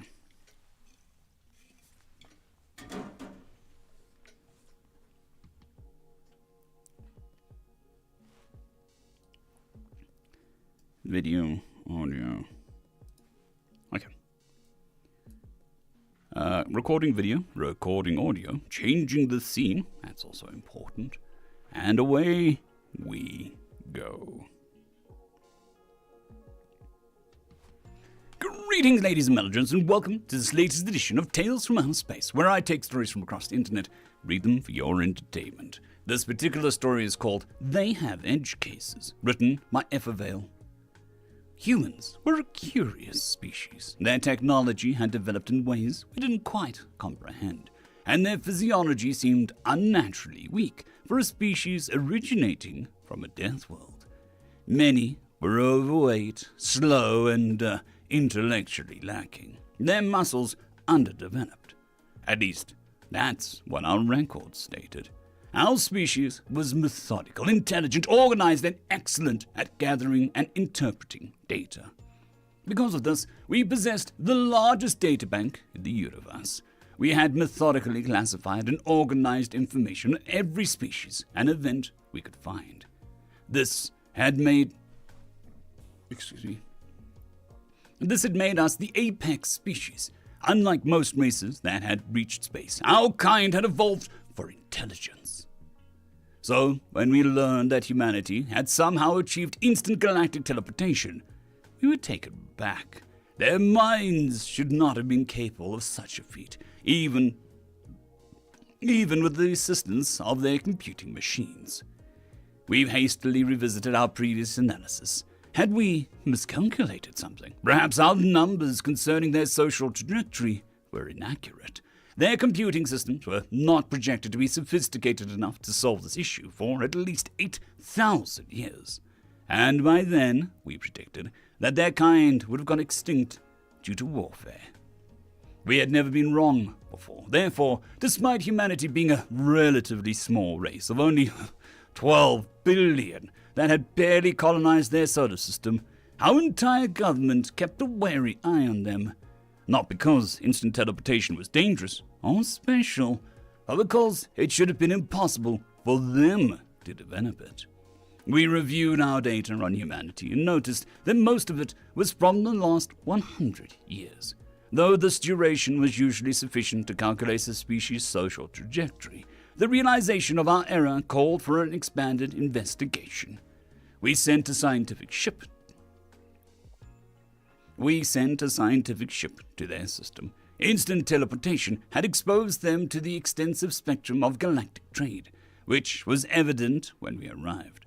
We observed ships from dozens of major races waiting outside human space, poised to dock and make contact. "Sorry for the wait, guys. We're swamped trying to manage all these ships." The human communicating voice carried a note of frustration, yet he tried to maintain... The human communicator's voice carried a note of frustration, yet he tried to maintain a friendly tone. The mix of emotion had us further questioning our data about their managerial capacities. However, their subsequent request for help understanding our communication protocol raised new questions regarding their technological abilities. If they had mastered teleportation technology, they should have been able to instantly process the protocol data we sent. The possibility that they could have taken the technology from somewhere else began to appear more plausible. A scientist from a different race might have sought refuge on their planet. Despite occasional accurate predictions about human behavior, their possession of teleportation technology remained inexplicable. We continued to explore their world, encountering physical evidence aligning with our original hypothesis. They were indeed an apex of their world, but their comfortable existence had left them physically weak and intellectually stagnant. They seemed to have devolved after establishing an advanced society while becoming reliant on their insufficiently powerful computers for organization and operation. The incongruity between their technological achievements and their apparent intellectual capacities was baffling. Human point of view. Feck. Some Traxic ship has been waiting for about a month to get in contact with us. Crap has been a mess since Daniel discovered subspace teleportation. First, the gas licks just appeared out of space, offering us access to the technological knowledge. Then the Schlick arrived, and it just kept getting more and more overwhelming. We only have one port capable of receiving galactic ships, and it wasn't built for such frequent use.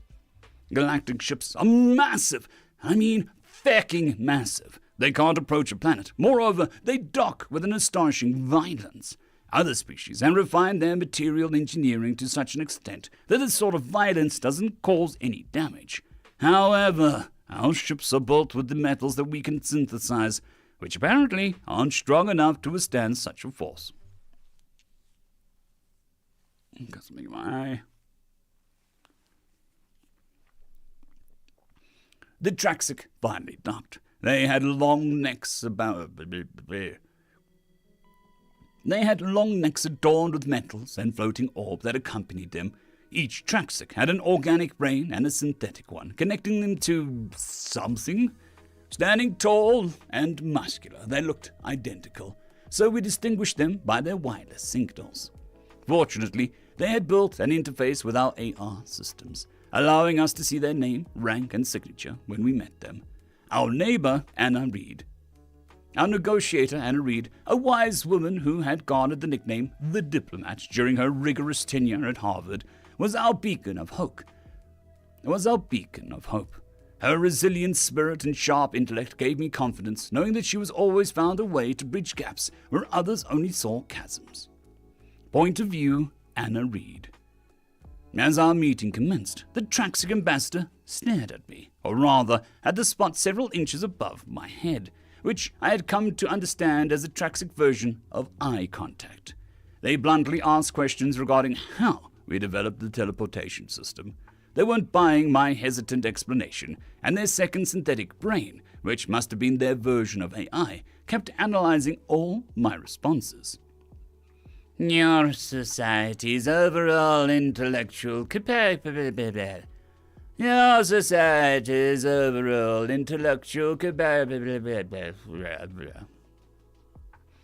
Your society's overall intellectual capabilities are incapable of this, one of them said. Their voices had a tone of certainty often found in scientists, at least based on our studies. So how come? Daniel Mitchum figured it out, I interrupted. Obviously, we have geniuses. That's how most of our technology is developed. You have what? One of the Traxic emissaries, Lenar, their lead scientist, reacted with disbelief to my statement about humanity's geniuses. Geniuses. Every once in a while, a human is born with processing abilities far beyond the norm. They are the ones who drive our innovation, push our boundaries, and redefine what humanity is capable of. I gestured towards a giant screen with a list of achievements. When they asked about his intelligence, I showed them a graph of the various living geniuses that we had and where they stood in regards to IQ. Momentary silence passed over the Traxic dignitaries, their sensory appendages all seemingly frozen in surprise. "But that makes no logical sense," one of them rumbled. "All scientist species are encouraged to have a specific standard of intelligence established at the evolutionary level. No individual should diverge from this limit that markedly." Yes, exactly. That's why we call them geniuses. I was starting to question their intellect. Weren't they supposed to be the most advanced race in the galaxy? Daniel figured it out. He's very good at physics. Don't you guys have individuals who are really good at something and invents a bunch of stuff invent a bunch of stuff, or advanced science and maths? No! All of our advancements are a group effort. Are you telling me humans rely on random individuals to make things? Are you telling me your kind has individuals capable of advanced intellect? How do you develop these people? Are they a sub-race of humanity? They seemed confused and, for some reason, angry. Were geniuses not a thing outside of humanity? No, they're just randomly born. Daniel, for example, has normal parents. A mechanic has a father, and an elementary school teacher is a mother. Their IQ are within normal range. Most of our geniuses kind of randomly show up. The Traxic began to argue amongst themselves and ended the meeting early. Then they left. I was confused about their reaction. All the other races seemed to just want to establish trade or to build teleportation pods between our worlds. The Traxic, being the rulers of the galaxy, we were hoping would open trade with us. But for some reason, they seemed obsessed with trying to understand how our kind made it this far. They later asked for access to multiple genius humans so they could dissect, which we obviously refused. From then on, the relationship between the humans and Traxics grew cold. They accused us of lying and hiding information, and eventually they labeled us unnatural. They shared a document about us across the universe with the title I did not expect. They have edge cases. End of story. All right. Story finished. Paused, stopped. Okay. I record the videos without this because the editing software is easier, or better at removing the green screen. So when we edit it, my wife edits it, she'll edit out the green screen and put in a background.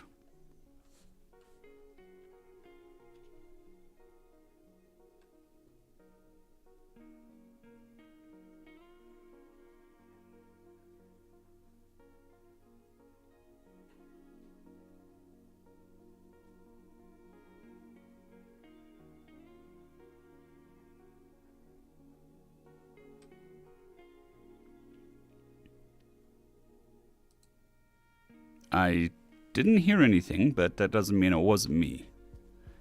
Problem is when I'm focusing on narrating, I block out pretty much everything else.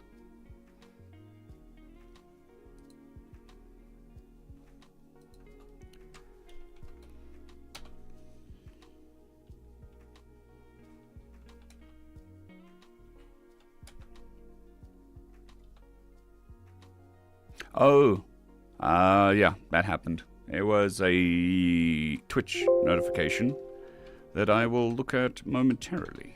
Let's just do that. Right. Twitch. That would be Shadowbringer32 followed me. Thank you very much for the follow. It is very much appreciated.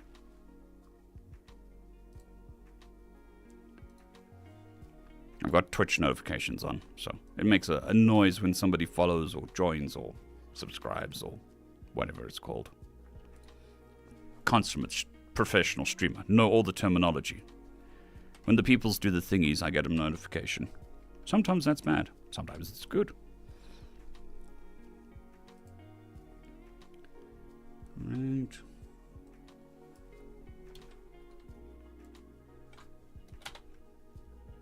Yeah. I think it's going to be a bit of a short stream today. Good day, Shadowbringer. I hope you're doing well today.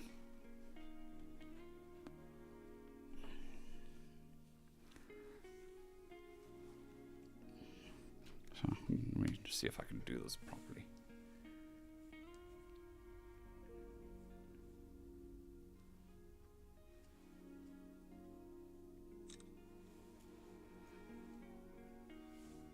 So this is what I see. You can't see that. Let me do something.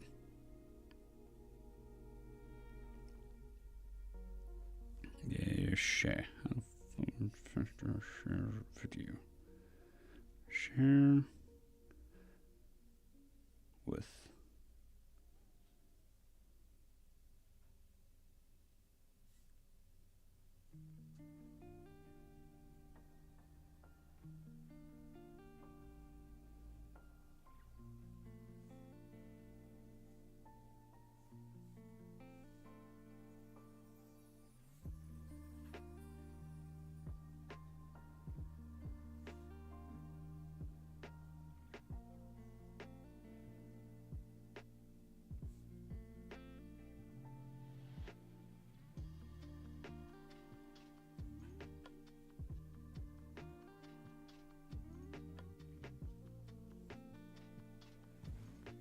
Right. Give me a second. Using the power of technology to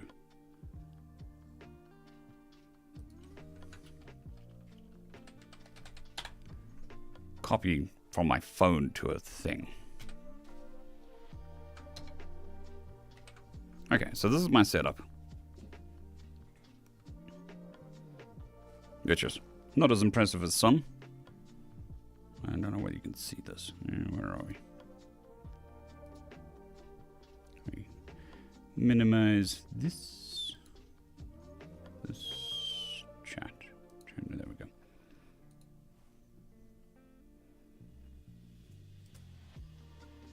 Okay, so this is the setup.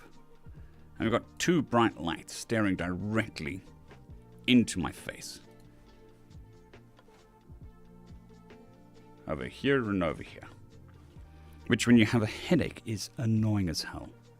And this is my DIY teleprompter. And then also, the light from the screens also don't help with migraines.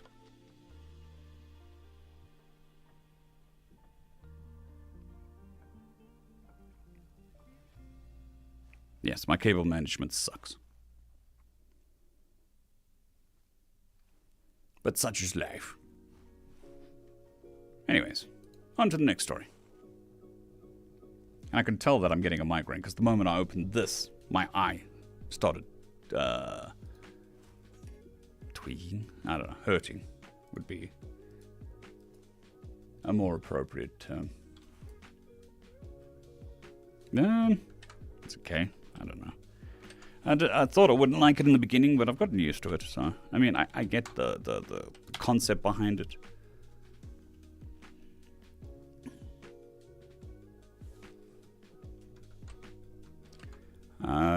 So, I mean, with a curved screen, when you turn your head, you're never any further away from any part of the screen.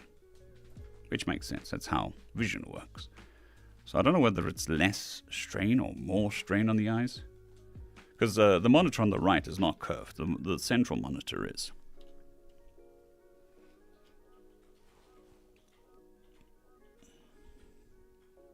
The strategically placed cat is not here. It's probably sleeping on the couch. Well, thank you for popping past, Andy R. It's very much appreciated. The hi and the like.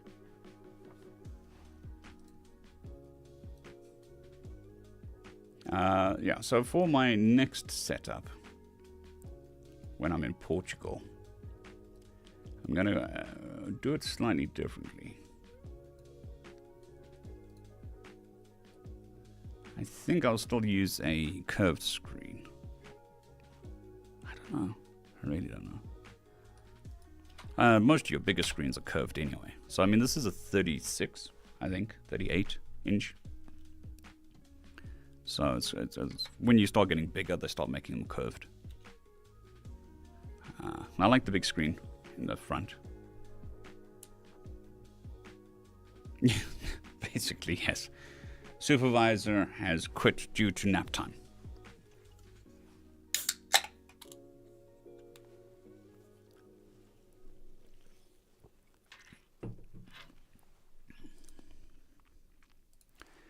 The big problem with this big monitor is it's so big that most of the table gaskets don't work well.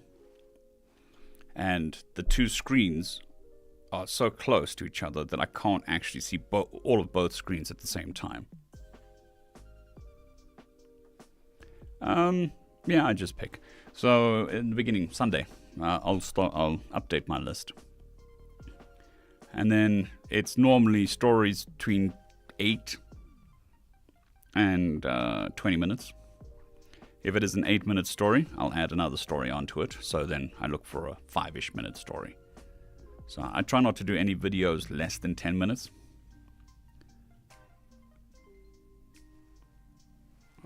So that's the main thing. The time, so that's all, the big one. And then it has to have several 100 to 200 or 300 upvotes as well.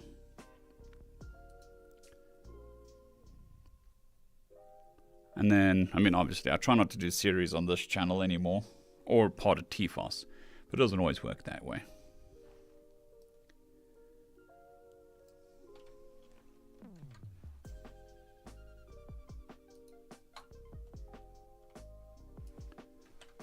And then, once every couple months, I will reach out to a bunch of new authors and ask for sort of blanket permission.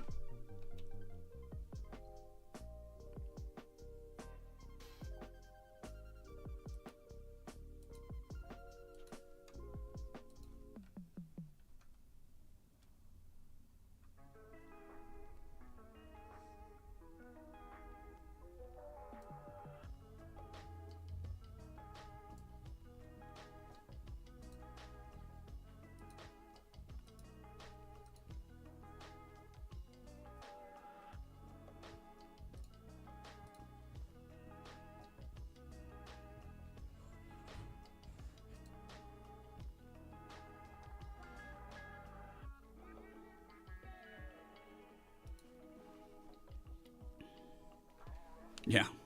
Well, I mean, it's good when you edit, both audio and video, so you can get the timeline nice and long. Which, I mean, take that however you want.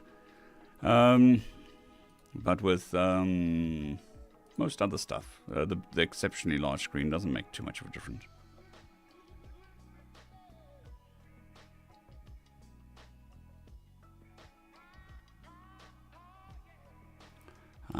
But in the future setup, I'll probably have an additional screen. so that I can have the chat and stuff on one screen, so I don't have to keep moving stuff around. But that's a next month problem, or a month after problem. It's not a today problem.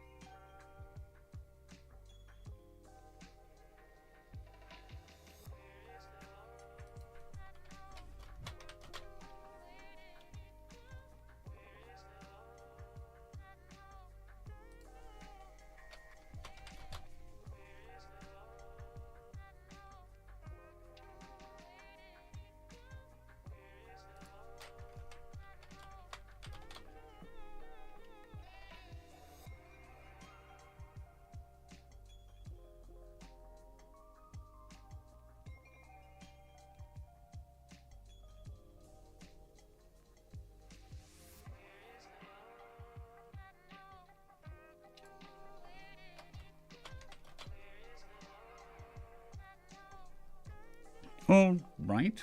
I think I've got the whole story. Oh, that's not the right one. Okay. QB. It's going to be a short one. It's going to be like 3 or 4 minutes. Nope, I don't need to copy it twice. I need to copy it once. And then paste it once. Is that correct? That is correct. Blammo. Okay. Close that. Move this over here. And...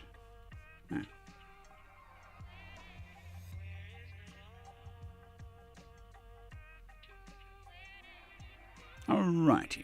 Moving into recording mode, recording video, recording audio. I'll see you in a couple of minutes. Story number 2. And then there were the Americans, written by Vivid Membership 3959. Most governments had come to an understanding long before they even left their planets. Before the most advanced technology was a steam engine. Heck, most places knew this at the times of castles and pike. Militaries aren't worth it. It might feel worth it to an up-and-coming government. But as soon as they would start to militarize, one of two things would happen. They either got taken over by the surrounding nations getting scared of the attack, or they are able to take over their neighbors, and then all their military is doing is creating a way for someone to overthrow their government. So they will start demobilizing. There were outliers, yes, but the most extreme out of the 11 so far in the Orion Arm have all shared a similar government, military and economic structure.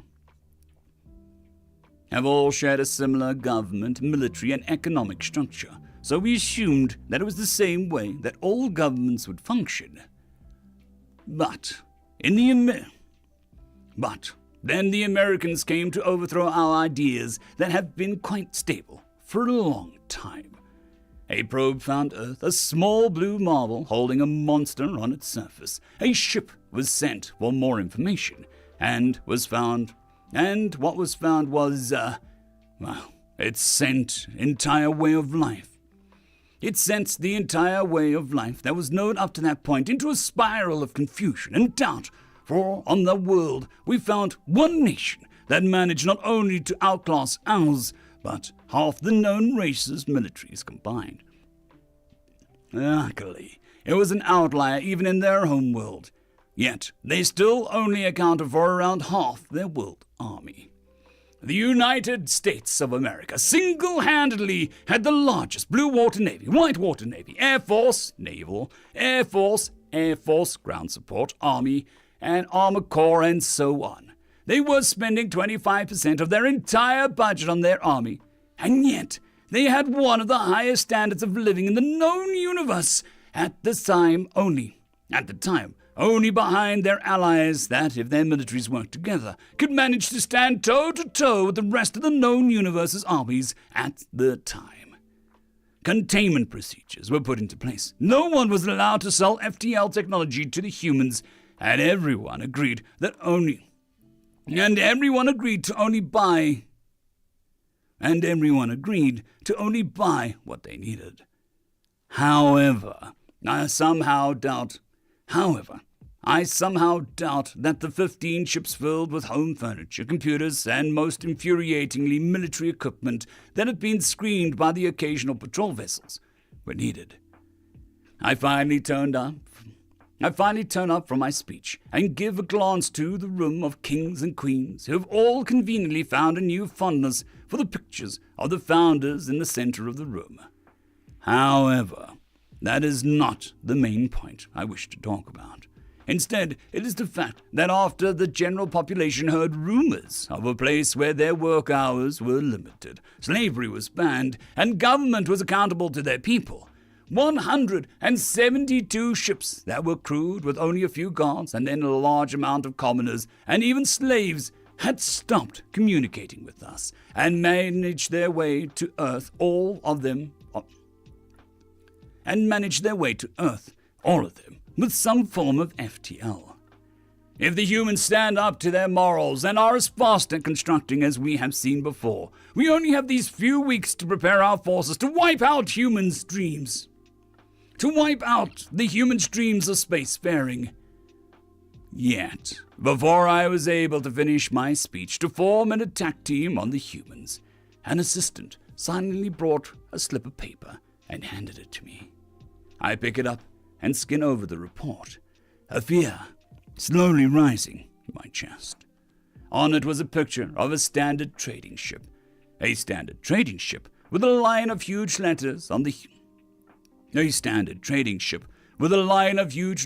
human language, the usual insignia that showed the house or clan it belonged to, having instead been replaced with 50 stars and 13 stripes.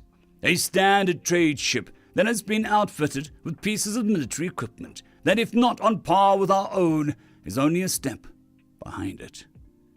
The room goes quiet as the projector shows the image to the rest of the room, the cards falling down around us. End of story.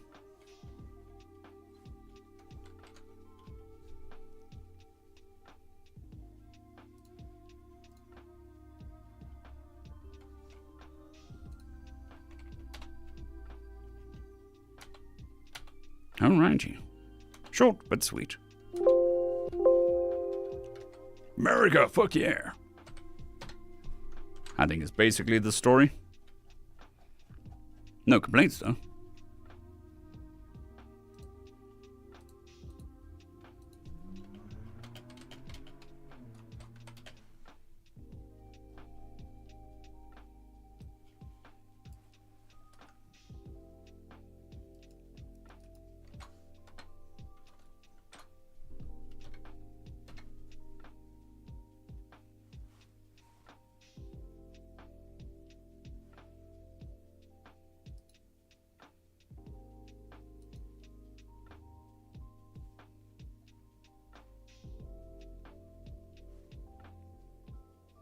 All right. Yes, it was Billy Bob's favorite song. Billy Bob, Space Trucker. There you go.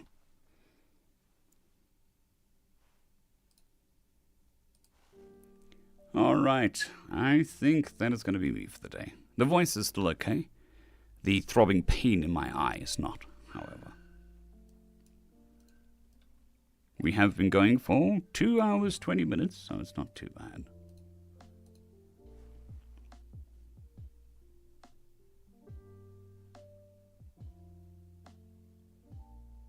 Okay, so I'd like to thank you all very much for spending your time with me.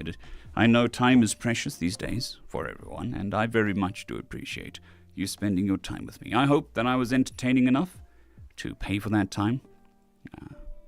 And if not, I will definitely try and improve. If you are new, I do stream 6 days a week, GMT +2 at 10 a.m. So if you want to join us again tomorrow, or any of the other days, you're more than welcome to join us. And I'll see you all tomorrow, hopefully with less migraine. Yeah, that's it, I think. Can't think of anything else to say.